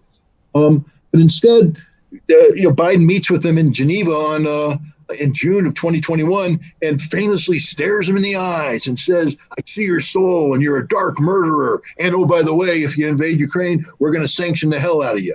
And Putin went, all right, thank you very much. Went back, called his National Security Council and said, if they sanction the heck out of us, what do we do? Not just how do we survive it, but how do we win? What do we have to do to win? And they built a plan. And that plan is very complex. It's very mature, and it's very effective. So we sanctioned them. Biden brags. Remember the speech? I've destroyed the ruble overnight. I've collapsed the Russian market. Ha, ha, ha. First of all, let me just start off as somebody who has relatives in Russia. So you're laughing because now you brought innocent Russian civilians pain? Innocent Russians. What if somebody in the world did that to your country? Well, how would you feel if the average American now was suffering, or the average Canadian is suffering because of some other country using economic sanctions to bring harm? This isn't good. This isn't cool. This is bad. So right off the bat, from a humanity standpoint, this is bad policy. It doesn't look good. Now, for Americans who are ignorant and full of arrogance, maybe it looks good because we don't view the Russians as human beings, apparently. They're just pathetic little stooges of Putin. But I can guarantee you they're all human beings. They suffer just like we suffer. And Putin knows that too. That's why they're not suffering. Because where's the ruble today? It's stronger now than it was before Biden sanctioned. Why? Because Putin had a plan. He knew we were going to seize the foreign currency assets because we told him we were going to do that. He knew we were going to disconnect them from the SWIFT system because we told him we were going to do that. He knew that we were going to try and cut down their energy exports because we told him we were going to do that. So he has flipped the script. He took the ruble, attached it to the gold standard, making it the most powerful currency in the world. And then he said, you got to pay me in rubles if you want to play this game. And the ruble now, its value is just, I mean, it was at 140. It's now with the 78.9 right now and dropping. He shut the Russian market because he had to get the pieces in place. We do that. But when he shut the market, everybody's going to see he's panicking. He's scared. He's a coward. Hell, every time our market has a 10% fluctuation, we shut it down because we're scared. We're panicking. We're cowards because we don't want economic collapse. But when he opened the market, did it collapse? No, it turned around. Green arrows up everywhere. Why? Because he has a plan. He has a plan for everything. Divorcing from the West, pivoting to East, working with the Chinese to come up with a new world order. He has a plan for everything. We don't have a plan in response. We promised Europe that we had a source of gas. And Europe said, where's the gas? We went, oh, we don't know. We'll go to Algeria. Algeria said, pound sand. We said we're going to cut off Russian oil. The problem with cutting off Russian oil is all our refineries are geared to a specific grade of oil. The one that came out of Venezuela, because we used to have a great relationship with Venezuela, and they give us all their oil, and we turned it into gasoline. It costs a lot of money to reconfigure, fine-tune a refinery. You have to redo the whole thing. The science of cracking, cracking the petroleum atom or whatever it is, and turning it into gasoline. But Russia has a grade of oil that comes out of the Ural Mountains that's very similar to the one that the Venezuelans had. So we've been buying that grade of Russian oil, and we've been bringing it into our refineries. We didn't have to change anything. That's why we're buying all that Russian oil. Not because we don't produce enough oil. We just don't produce the right kind of oil. And now the Russians are saying, yeah, you don't want our oil? That's okay. You're not going to get it unless you pay us in rubles. And we're like, no. So we have to humiliate ourselves by crawling back to Venezuela and begging them to sell us oil to the president we don't recognize. Remember, we recognize Juan Guaido. We don't recognize Nicolas Maduro. He's a fake president. But now we have to crawl to him and beg him to sell us this oil. That's how pathetic we are. With the Iranians, we're as arrogant as you can be. We're not even going to go back into this nuclear deal because we're America. America doesn't negotiate with terrorists. We're out of oil. Saudi Arabia is not going to increase. We tried to call Saudi Arabia, and they're not picking up the phone. They're not going to increase production. Holy damn. Hey, Iran, what's that deal looking now right now? We'd love to get your oil back on the market. We'd love that because we need that, or else the whole system is collapsing around the United States and Europe right now. And it's going to get worse. And this is because of arrogance, hubris, everything. They started something in Ukraine that they didn't understand what was going to happen. There is no plan. That's the reality right now. There is literally no plan in NATO, no plan in Washington. They don't know what they're doing. They're living day by day by day, which means Russia controls the narrative. And that's a scary thing because Russia's dictating the outcome. We're sitting here faking ourselves into thinking, Ukraine's winning, this is going to happen. You don't hear anything from the Russians because they're not faking anything. They're just doing it. And they're winning everywhere they go. They're winning economically. They're winning on the You think it hurt Russia to be kicked off the Human Rights Council? I mean, we're crowing as if this is some major victory. We only got that vote because we blackmailed all the nations that voted in favor of us, as we do. How good of a country are you? How good is your ideas? If the only way you can get people to support you is by threatening people, blackmailing people, that means you don't have any ideas. Well, not to mention that we've censored the Russians on just about every platform in the West here at this point too. So I mean, as the old saying goes, the truth can withhold questions, but a lie cannot. Can withstand questions. So that's a really interesting point. It's just a sad state of affairs, and it's sort of embarrassing right now to be an American. I hate to say that because I love my country. I want my country to succeed, and this is humiliating because this is pathetic. This is literally, we used to be the global superpower. I don't want to reminisce too much because anecdotes don't mean squat. But when I was a kid in the 1970s, my dad was in the military. We traveled around the world. I had that blue American passport, and it meant something. When you showed up and showed that passport, people went, an American, and it meant something to be an American. Today, that passport's almost like the scarlet letter. It's a mark of shame. We're an international joke, and not because we're weak. We're just bullies, and we're incompetent bullies. We don't have a plan. We don't have a plan. Think about that.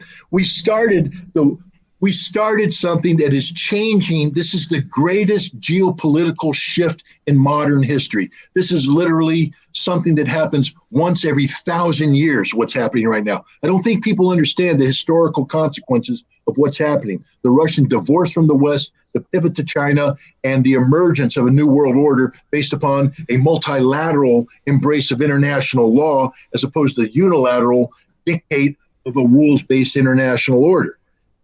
We're going through this transformation, and the world's just acting like it's business as usual. It's not.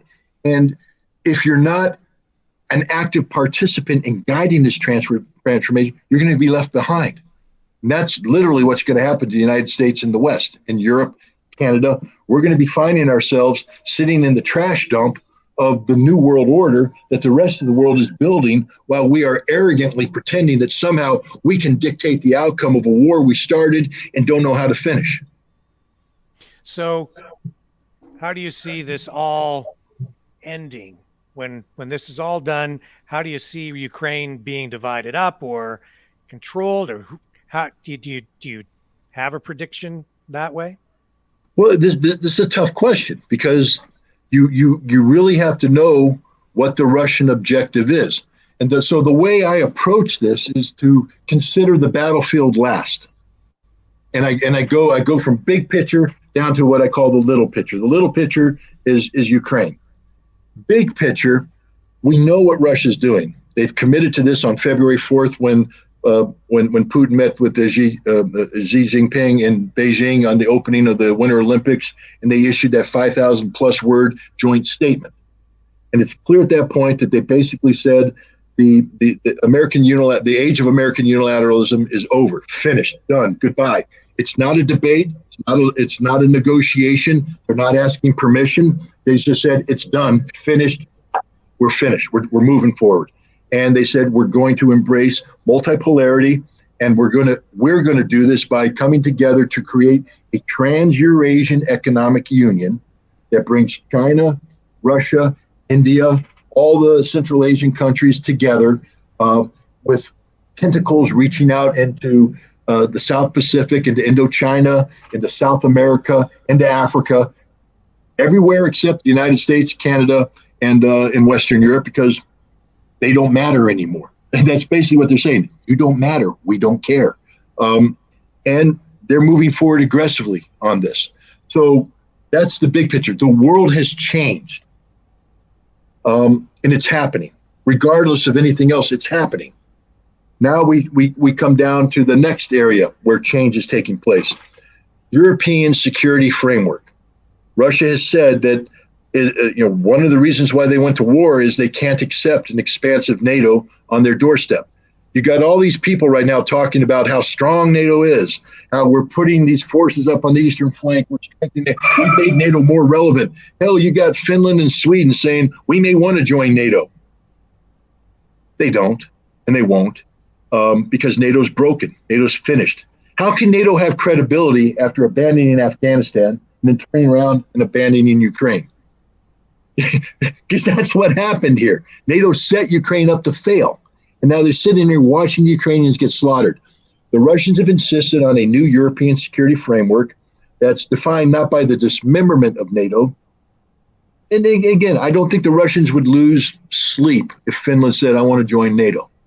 As long as the conditions are only Finnish military is on Finnish soil. No other NATO can go on Finnish soil, only Finland. Then Russia doesn't care. But all this infrastructure that NATO's pushed forward so that you have a British brigade, you have a German brigade, you have Canadian battalions, all forward deployed, that all goes back. They all go home. All the NATO troops have to go back home. You get rid of the missile defense sites in Poland and Romania. And then you basically deconflict Central Europe. That's going to happen. Why? Because Russia has said it's going to happen, and Russia has a plan. What does NATO have?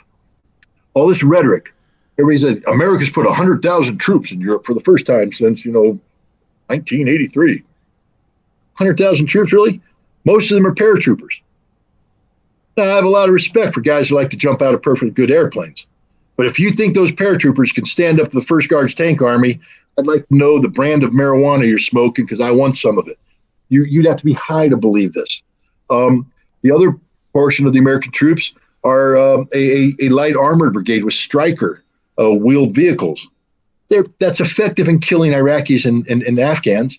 Won't stand a snowball's chance in Hades against a Russian armored brigade, Russian armored division. So the United States doesn't have sufficient military force in play. People say, oh, the American Air Force. Not as good as you think it is. Understand that we spent the last 20 years bombing people with no air defense systems. And we're not that good at it. I mean, ask the special forces guys. They keep getting ambushed in Afghanistan and Iraq. If it weren't for A-10s coming in and strafing the hell out of the Taliban, they'd all be dead. We're supposed to be some sort of super warrior, and yet when we get involved in a firefight in Afghanistan, we lose all the time. Tactically, the Taliban kicks our butt. The only reason why we win is we bring in the A-10s that go burp, and then we prevail. In the next war in Europe, that's not going to happen. The Russians are going to be shooting them down. We'll be shooting them down too. I mean, it's going to be very bloody. I'm not saying it's going to be a one-sided fight, but it's not going to be what everybody thinks it is. The F-35 doesn't work.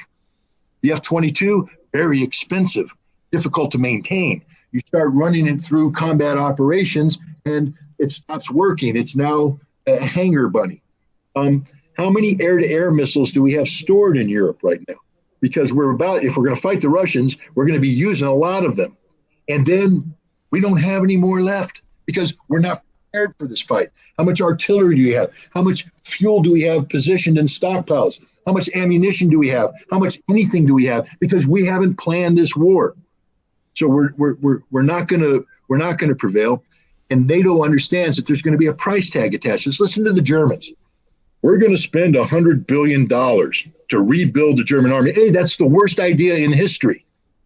I mean, I like Germany, but you know what? America sent, Canada did the same thing. Aren't we tired of sending our people over the Atlantic to solve Europe's problems with Germans? Haven't we learned the lesson that the worst mistake you can make in European history is to combine German nationalism with German industry and militarize it? Right now, we have a very nationalistic Germany who has a very sophisticated industry, and now we're telling them to militarize. This is stupid, really stupid. But they're not going to be able to do it anyways, even if they wanted to. Why? Their economy is about to tank. It's about to collapse. BASF is going to lay off 40,000 people this week and never reopen. Other German industries are going to collapse.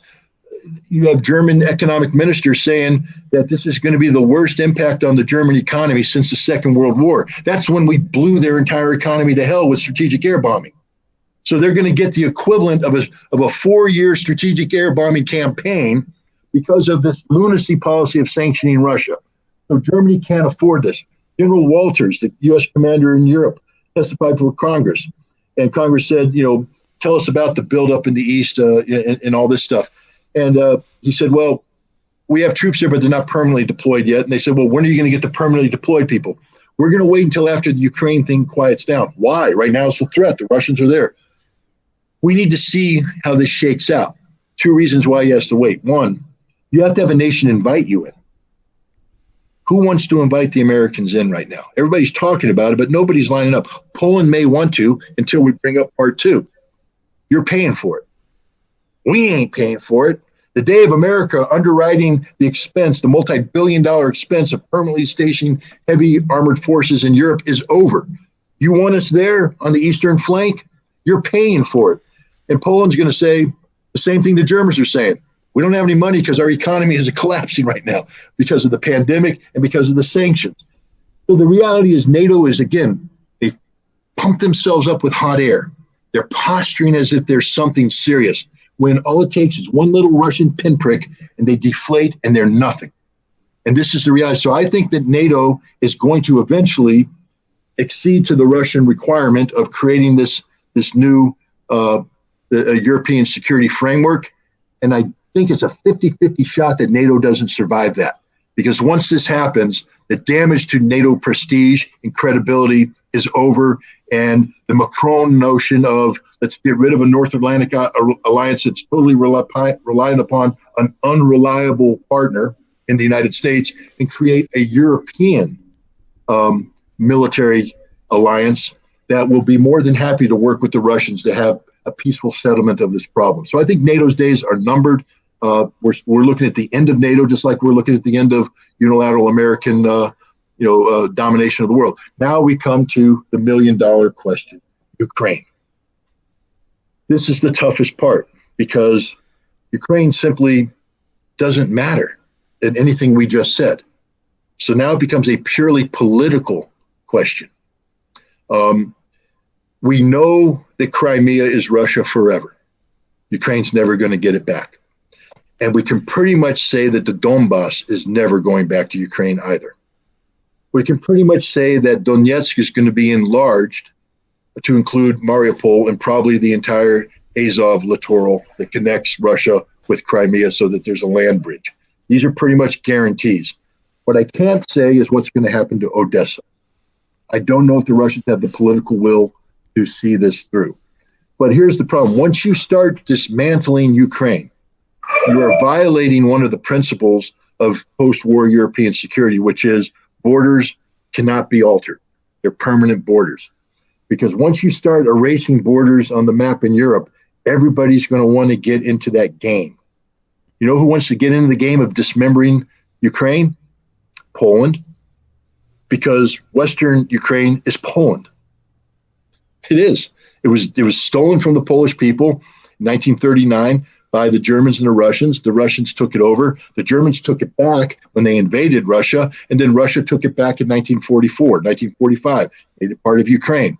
And the population of Western Ukraine identifies more with Warsaw than they do Kiev. So that could happen. The Romanians have a significant Romanian minority in Ukraine. They would love to take that over and reabsorb it. The Hungarians have a Hungarian minority in there.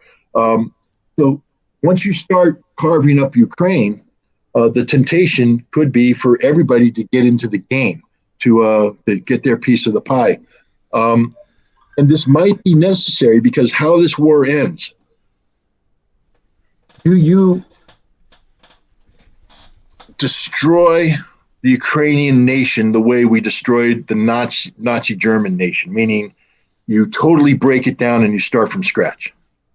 If you're not willing to do that, then you're going to leave behind a lot of resentment that could lead to a Weimar Germany type situation where the Ukrainians feel they were stabbed in the back by NATO, they build up resistance, bitterness, and then all they're doing is planning on the reconquest of Ukrainian territory. And if I'm the Russians and I know history, I can't let that happen. So I think the Russians are going to be inclined to insist on demands that the Ukrainian government can't give them, and then they'll take them anyways. They'll force the situation. But now, the one thing that mitigates against this is a statement that Peskov made today. He gave a press. He did an interview with, I think, Australian TV, and he said things such as that this is all going to be over in a matter of weeks. We're going to achieve all of our military objectives, and there will be a negotiated settlement. He said that. But the other thing he said was, we have suffered horrible, horrible losses, and it is a tragedy for the Russian nation and the Russian people. And so the implication there is that Russia may not have the political will to do everything I just said, that Russia may be willing to accept a strategic military victory that gives them denazification, demilitarization, and a neutral Ukraine, gives them the Donbass and the littoral and Crimea, and then that's it. I don't know what horrible, horrible losses are, but you don't ever hear a politician of the seniority of Peskov saying something like that lightly, which tells me that Russia has suffered some serious military setbacks on the battlefield. That doesn't mean they lost, doesn't mean they're defeated. It just means that they have suffered losses that are damaging to the Russian nation from a psychological standpoint, from a moral standpoint, and there may not be the will in Russia to go beyond the objectives set by Putin when he first started this conflict. Because Putin's initial goal was, we are not occupying Ukraine. We are going to liberate Donbass. We're going to secure Crimea. I believe if the Ukrainians had not fought, then Mariupol would still be part of Ukraine, that there wouldn't be a land bridge. But the blood that Russia has shed means that land's never going back to Ukraine. And Ukraine will have to accept this territorial loss. But hats off to the Ukrainians. I'm not often complimentary of them, but they've apparently put up one hell of a resistance. They've paid a heavy price. If you think Russia suffered horrible, horrible losses, wait till the Ukrainians come out and admit how many people they've lost. We haven't seen this kind of organized bloodletting in Europe since the Second World War. But you have to give credit where credit is due. And the Ukrainian military has performed almost flawlessly because they never had a winning hand. They were never going to win this fight. Mm-hmm. But they have fought in a way that in some way you can say they have achieved not a strategic victory, but they've achieved an important operational victory, meaning that the price they've made the Russians pay is actually guaranteed the preservation of at least the majority of Ukraine as a viable nation state. Because Russia, if what Peskov says is true, Russia may not have the will. They have the ability, but they may not have the will to finish the job, to go beyond Putin's initial things. And that's a victory from the Ukrainian standpoint, because that shouldn't have happened. They shouldn't have been able to do that. This should have been easier for the Russians, but the Russians stacked the deck against them with bad intelligence about how they would be received. And by going in light with this, flow of water technique to just go forward as long as there's no resistance, they ended up putting, half of their army at risk. Many of them were cut off and got killed. We've seen the videos of it. It's real. And so I don't know how this is going to finally shape out. But what I can say is now we hit reverse. Russia's winning this fight decisively. They're destroying the Ukrainian army, and they're getting all the objectives that they set out to begin with. That will lead to the collapse of NATO, the collapse of the European economy because of the consequences of a failed sanctions policy, which will give Russia the European security framework that it's looking for. And then Russia has divorced itself from the West and is pivoting with China to create a new global economic reality that's based upon the concept of a multipolar global system, not a unipolar global system. That's how I see this shaping out. So at the end, it seems the United States in particular, Canada, the West, but especially the U.S., will end up much weaker in the end. And a lot of that is of their own doing, because they've been doing things that make people not trust them. They're in bed with Nazis here. They get in bed with terrorists over there when it suits their own purpose. Yep. They in Syria, right? Terrorists that we were supposed to be fighting, they end up arming them. They fight them here, they arm them over there. They rename them and pretend they're a different group. Then you look at Afghanistan and the people that they made promises to there that they were getting help from, they abandon and leave to a virtual death sentence as they pull out in one of the weirdest things I've ever seen, leave all these weapons to their enemies, right? And who's going to trust them? And then they make all these promises to the Ukrainians and leave them without really much in the way of support. And you know what we haven't talked about yet, and I don't want to put too much time on it but Taiwan. And the reason why I bring up Taiwan is it's inextricably connected to Ukraine. Understand this, that the tactics and strategy and approach that the United States and Europe has taken with Russia on Ukraine, the bullying approach, the failure to recognize the legitimate security interests, et cetera, and the perception that Russia would never pull the trigger on Ukraine because that was just a step too far. The same approach has been taken with China. And China is looking at this and looking at how the West has behaved vis-a-vis Ukraine and saying, there before the grace of God go us. Meaning that if we step back and don't support Russia here, that's going to be us in a couple years. China has made it clear. Their ambassador, a week before the Putin-Xi meeting in Beijing, gave an interview on NPR where they said, basically, there will be a war with the United States over Taiwan. It's inevitable. It's going to happen. Now, that's a bold statement for an ambassador to make. And understand that after he made that statement, it didn't deter Putin and Xi coming together with this great relationship, which means going into this relationship, China knew Russia was going to take Ukraine, and Russia knows China's going to take Taiwan. And I think one of the... Go ahead. I have to add, that situation will be different at the end of the day because you could throw all the sanctions you want at China, but China just needs to turn around and say, actually, you're being sanctioned.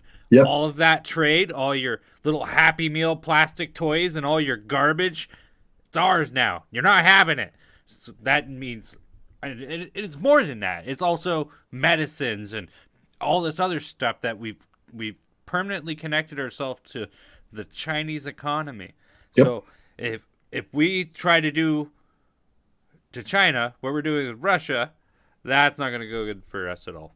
No, and one of the fallouts of the Russian thing is that the dominance of the dollar is over. I mean, they're already, China is buying oil using the yuan. I think it's called their currency. Saudi Arabia is selling oil to China based upon the Chinese currency, not the dollar. Russia will never deal with the dollar again. And this trans-Eurasian economy that's being built up is going to operate on rupees, yuan, rubles, not the dollar. It's finished. It's over. So that also means that when China does pull its counter sanctions card, they're going to be that much more powerful because America will be that much more weaker. And the other thing that factors in is there is no NATO equivalent in the Pacific. The Quad is a joke. It's not a real military alliance. The Indians are not going to go to war with China on behalf of on behalf of Taiwan. Japan has nothing. Australia, if you want to talk about a country that's even weaker than Canada militarily, you're talking about the Australians. They're pathetic. They're a joke. Again, I love their military, brave people, but they got nothing. Nothing. Especially when you talk about China. It's literally nothing. They're a giant southern fixed aircraft carrier for the United States. That's it. But they're too far away from China to really count. And so I believe that the thing that China took away from this is that while the West is fundamentally broken, China's going to pick the time when it's best for them to take action, but it's inevitable that China is going to invade Taiwan, I believe, in the next 5 years. It'll be a bad day for the Taiwanese if they choose to fight, but they're going to lose just like Ukraine is losing, and there ain't no NATO Western American cavalry coming to their assistance. It just isn't going to happen. And it will be yet another strategic defeat for the United States and the West. And it doesn't need to happen. It didn't need to happen. The United States could stop it today. Right now, we could save 1 million Taiwanese lives, 1 million Chinese lives, because it's going to be a bloody fight, I believe. I don't think they're just going to roll over and play dead. We could sit there and go to Taiwan, and we could work a deal with the Chinese that said, we're going to raise the Communist Chinese flag over Taiwan. And you can bring in some fat Beijing soy boy, and he can be the governor and administrator. But other than that, Taiwan stays Taiwan. So for the average Taiwanese citizen, they wake up the next day and they go to their job, and they're able to turn on TV and see whatever they want to see. And they're able to go on vacations like they used to go on vacations, and their life doesn't change at all, except they get to continue to live. We could do that. And that would be the greatest gift America could give to international peace and security. And it would secure our position in the Pacific, because now we're a relevant nation. Now we can become the diplomatic guarantor of this agreement. We can be players where the Chinese now treat us with respect. The Taiwanese treat us with respect. But we're not going to do that. We're going to do the exact opposite. And we're going to get our butts kicked in Taiwan, just like we're getting our butts kicked in Ukraine. And it's a bad deal. It's a horrible thing. So the moral of this story is the time has come to really start to talk about peace in these situations, because the world has changed. This didn't have to happen in Ukraine. Doesn't have to happen in Taiwan. The West needs to stop being so arrogant. We need to start realizing, and maybe look, eventually the statistics are going to come out from Ukraine. Right now, there's a lot of speculation. I was lowballing Russian deaths. I didn't think, but after listening to Peskov, I'm thinking that the deaths must be much higher, because the numbers that I was floating around, while no one likes to lose several thousand men, doesn't constitute horrible cost on the scope of a national tragedy. So I've been lowballing that, and if I've been lowballing the Russian deaths, given the amount of firepower that Russia's brought to bear on the Ukrainians, we're lowballing their deaths. And I believe that the civilian death toll is because of the fact that the Ukrainians have opted to fight in urban areas. There's going to be far more deaths, and this number is going to numb everybody, because it's going to be a big number. And then the other number that's going to be numbing is the damage done to Ukraine, in terms of not billions, not tens of billions, but hundreds of billions, perhaps even $1 trillion worth of damage to Ukraine. And then the resonating impact on the global economy, which will run into tens of trillions of dollars. These are mind-numbing numbers that, again, didn't have to happen. All we had to do is tell Zelensky, you're never going to join NATO. Therefore, cut the deal with the Russians, stop this war, and the world will live happily ever after. You can join the EU. Russia said you can join the EU. We'll work on making your economy function. All your people will be alive. It'll be a wonderful little thing. We could have done that. We didn't. And I think these numbers might wake people up. I hope they do. Hope the one thing that comes out of this tragedy is that the decision makers in Europe and the United States look at these numbers and go, oh my God, what have we done? What have we done? And maybe even the Chinese will look at those numbers and say, man, we don't want that either. This is a bad thing. And maybe people will start talking about peace. Wouldn't that be nice? Mm-hmm. Talking about nonviolent solutions to major geopolitical problems. So that might be the only good thing that comes out of this nightmare that is Ukraine right now. Is that the sacrifice of the Ukrainian people and the economic sacrifice of Europe and the entire world. We may have global famine because of this war. We may have global famine. And I know white people don't care about starving Africans, but that's going to happen. We don't care about starving Asians, but that's going to happen. And you know who does care about them? The rest of the world. And they matter now. They're no longer colonial subjects. These are people that have bustling economies, growing economies. They have vibrant democracies where the will of the people does manifest itself in the form of elected representation. So they're not going to be ignored. So this world is going to be a far more complicated place going forward. And maybe through that complexity, some sanity might emerge. I'm just trying to come up with something positive because I just depressed the hell out of myself with this conversation. You know, this is not a pleasant place that we find ourselves in. Bad. No. Yes. No, and we talk about it on this show all the time that the world we grew up with is no more.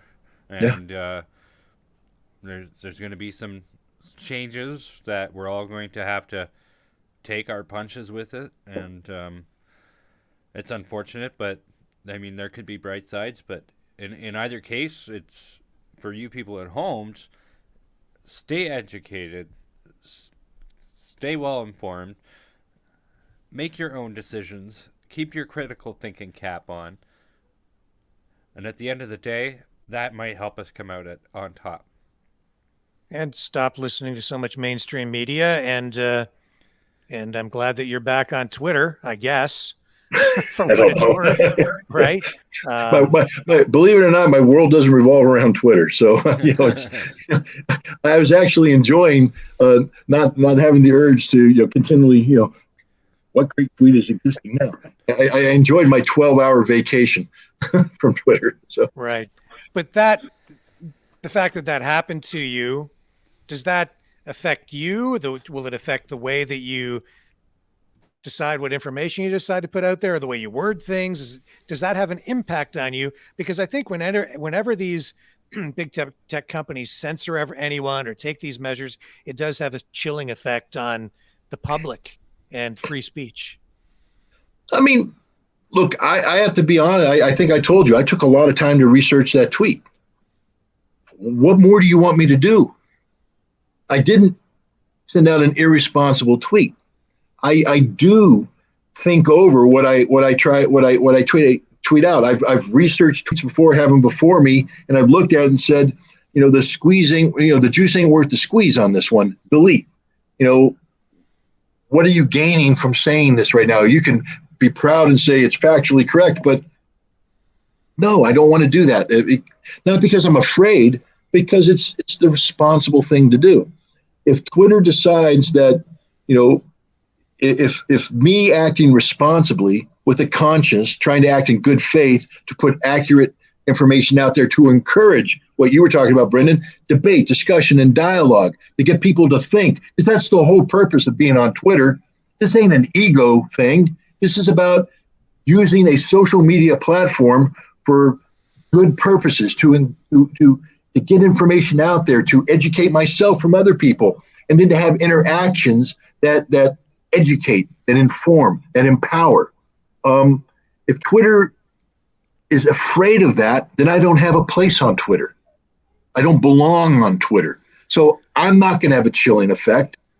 The way the world works today, to be honest, there's a benefit to be on Twitter, especially if you have a following, because the world is geared to that. So it's easier to get invited to. I'm not talking about you guys, because you guys, I don't think you care about numbers either. I mean, although you might, I don't know. But you can get invited to places, and to me, getting invited isn't about ego. It's about having an opportunity to engage in the process of educating, informing, and creating a thoughtful, population. And so you have that. So would I be upset if Twitter kicked me off?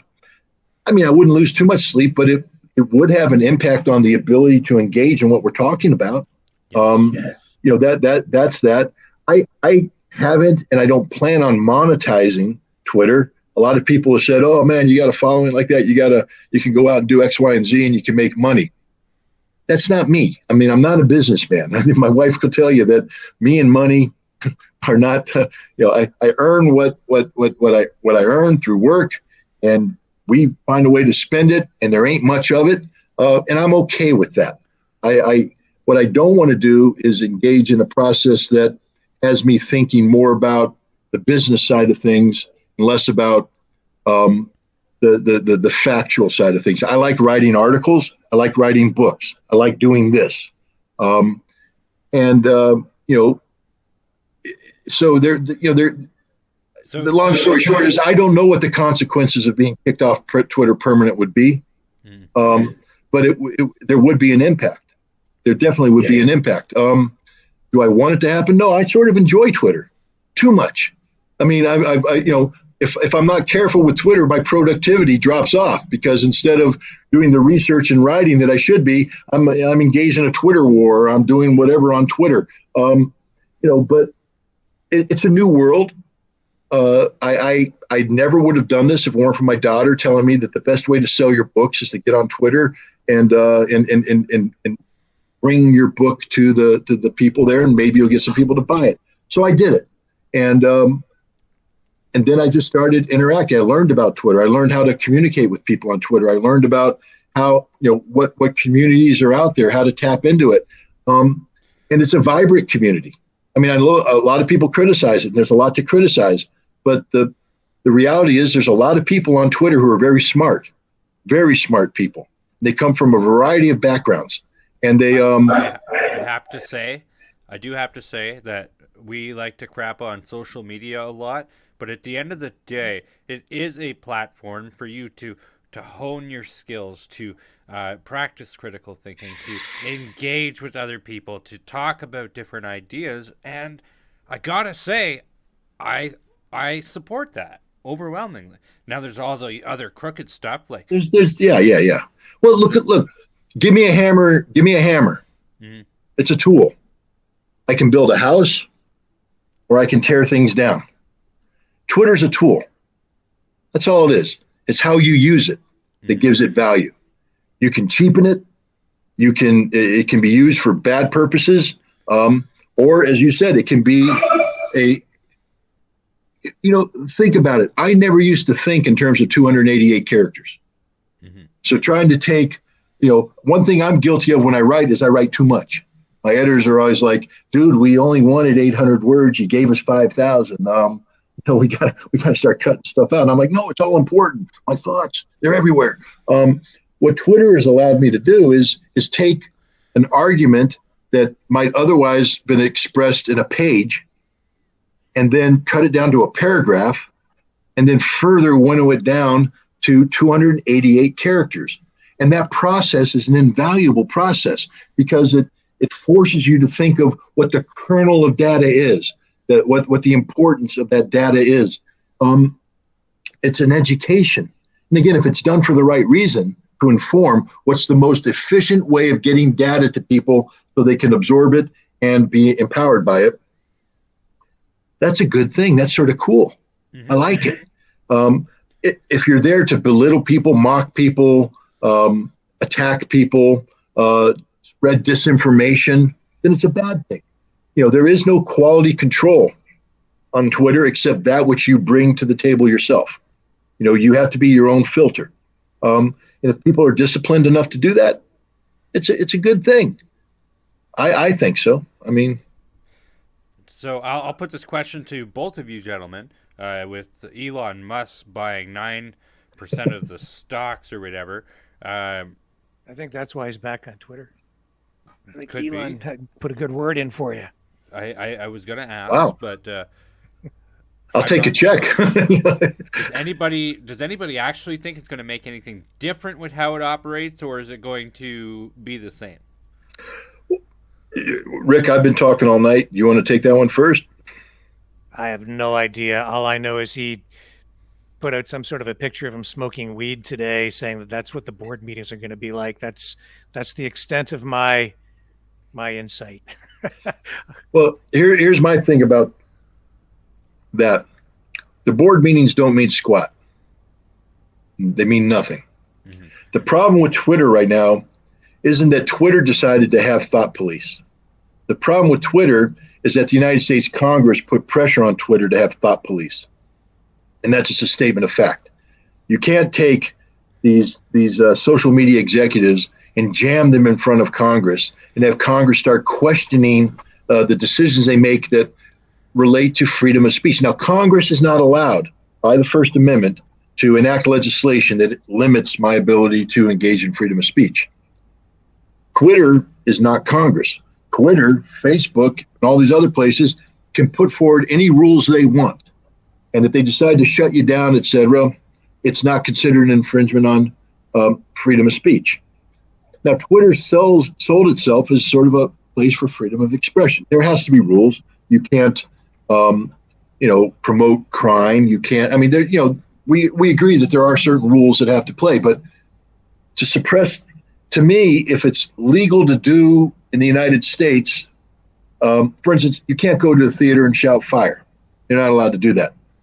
Nazis, however, are allowed to go out and demonstrate and put out hateful ideology.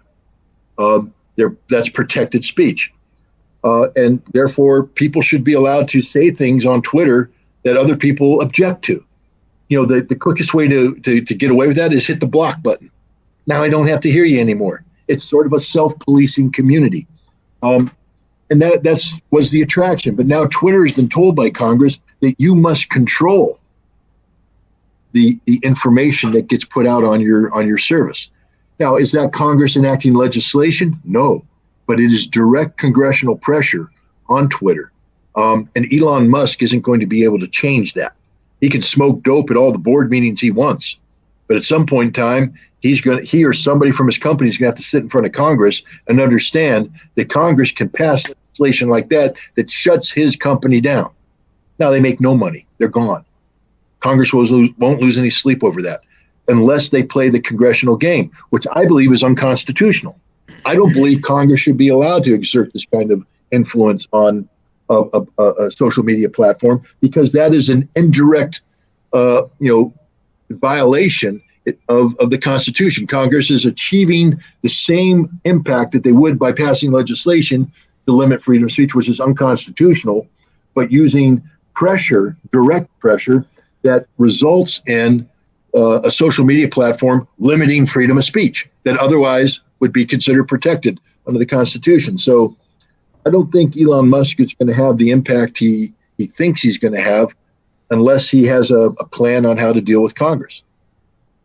Well, and that's why we asked you on the show here. You have a way of taking thoughts and ideas and putting them on their head and like that. I think that is a perfect explanation for what's going on. So that was very well done. It has been 3.5 hours at this point in time, though, so we'll provide the floor for Mr. Ritter to provide any closing statements. If you have anything you want to promote, where can people follow you, that sort of thing. The floor is yours, sir. Well, you can follow me at Real Scott Ritter on Twitter for the moment, at least. I don't know what's going to happen with me and the Twitter police going forward. Look, thank you very much for having me on here. It's just an absolute joy to have this kind of conversation. I don't know how your viewers react to it, but for me, it's a process that I find to be empowering. You force me to think. You allow me to think. There's sort of a free flow of data. People can actually, I think, if you watch this, you can watch, a PhD thesis being formed from the ground up. As we go through these issues, we work them out, we have back and forth, and we end up with some, I think, pretty solid conclusions. We came up with stuff today that belongs in the pages of Foreign Affairs magazine, Foreign Policy magazine. I mean, this is world-class stuff that happened here tonight. I hope your viewers recognize that. And you've provided them with information that defeats the greatest obstacle to this debate, discussion, and dialogue we talked about, which is fear. Fear is born of ignorance. People who are afraid, they're afraid of things they don't understand. And tonight, I think through this, you put a lot of data out there that empowered people with knowledge and information, helped them to overcome fear, and give them the courage to push forward on an independent level. So I get Rick and Brendan, I thank you very much for allowing me to come on and participate in this exercise with you. Absolute pleasure. And I can tell you that the comments, which I've not been putting on the screen here, but they've been coming in so fast I can't even read them. It's just a flurry of comments, and The people are very appreciative, and as they were the last time you were on the program, it was one of our top videos from the past couple of months by far on all of the platforms we're on. And it is invaluable to have you on here, especially, you know, I go out into the community here where I live, and I just speak to people, and all I get is regurgitation of what's in the mainstream media. Yeah. And it scares me, because it gives our politicians permission to do really stupid things. Yep. And it's important to get this information out to people so that they can come to their own conclusions in a more educated way, as I like to say, get people a little closer to the truth. So thank you very much, Scott, for coming on. And, you know, when I heard that you were banned off Twitter, my instant reaction was, I'm surprised we're still on social media. So the least we can do is get Scott on so he can speak again, so we can all get banned together on YouTube. So we all get banned together. That's right. That's right. So we're in this together. That's right. All in it together. We're the frogs who have jumped into the pot of boiling water. You know, yay! Yeah.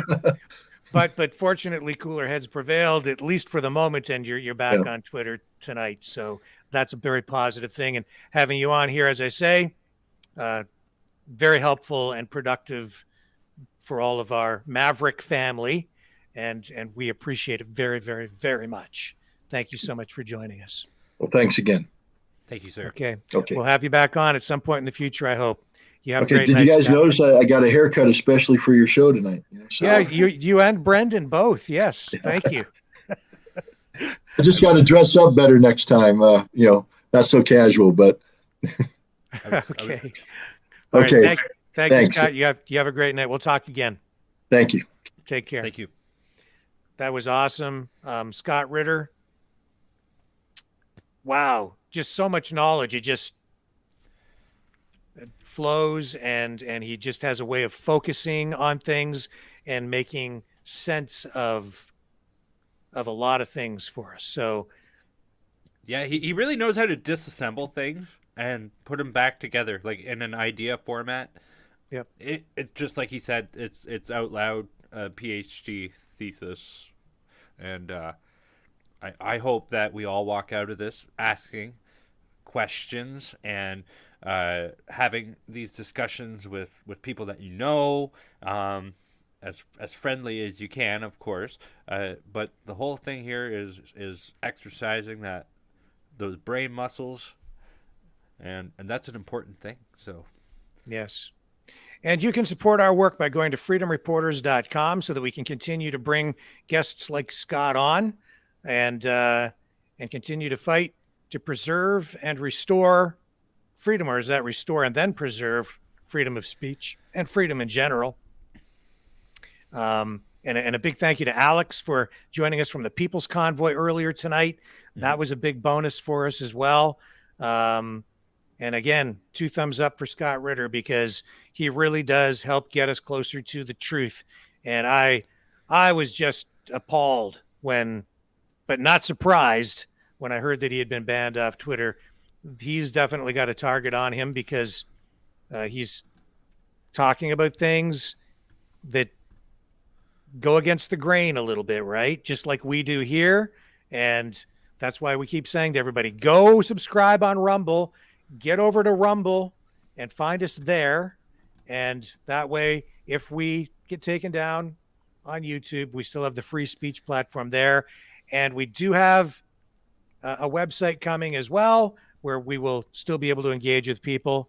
I was working on a promo for that actually today, but that's all coming. So we're doing a lot of work to create platforms, alternative venues where you will be able to still engage with us if, and I think maybe when, we are forced off some of these censorship platforms like YouTube. And we have so many people on YouTube, we just have to get people to migrate. But that all takes resources, it takes money. And as we grow, and you can help support what we're doing again by going to freedomreporters.com. There is a hot link in the YouTube, Facebook, and Rumble descriptions that will take you straight to the donation page. And please like, share, subscribe, hit the notification bell so that you don't miss our videos. liking and sharing helps beat the algorithm so that we don't get canceled and so that we rise up in the search results. And that's the most important thing, is getting this information out. And as Scott said, like our channels here are not monetized either. The only help we get is really from the donations, and we haven't monetized it because I don't want to put this on the radar, because as soon as you start taking their money, they become more careful about scrutinizing what you're doing. So that's honestly why this is not monetized over on these channels at this point. Could change at some point once we get things flowing more on the other channels, but we don't want to give them any reason any stupid reason to take us down if we can help it. We're not going to be truthful. We're just trying to be strategic and choosing our words carefully to still get the information out there in a proper manner and in an ethical and complete way. Absolutely.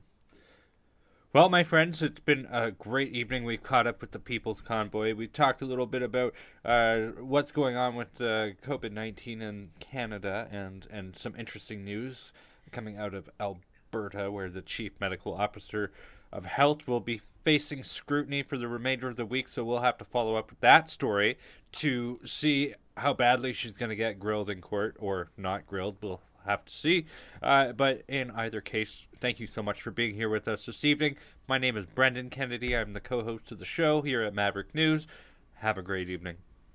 And I'm Rick Walker, also with Maverick News, and we will be back tomorrow night, same time, same station, 6 p.m. Eastern Standard Time, with more from your two favorite Freedom Reporters, myself and Brendan Kennedy. We will catch you all tomorrow night on the flip side. And again, thank you to Scott and Alex for joining us tonight. Have a great night, everyone.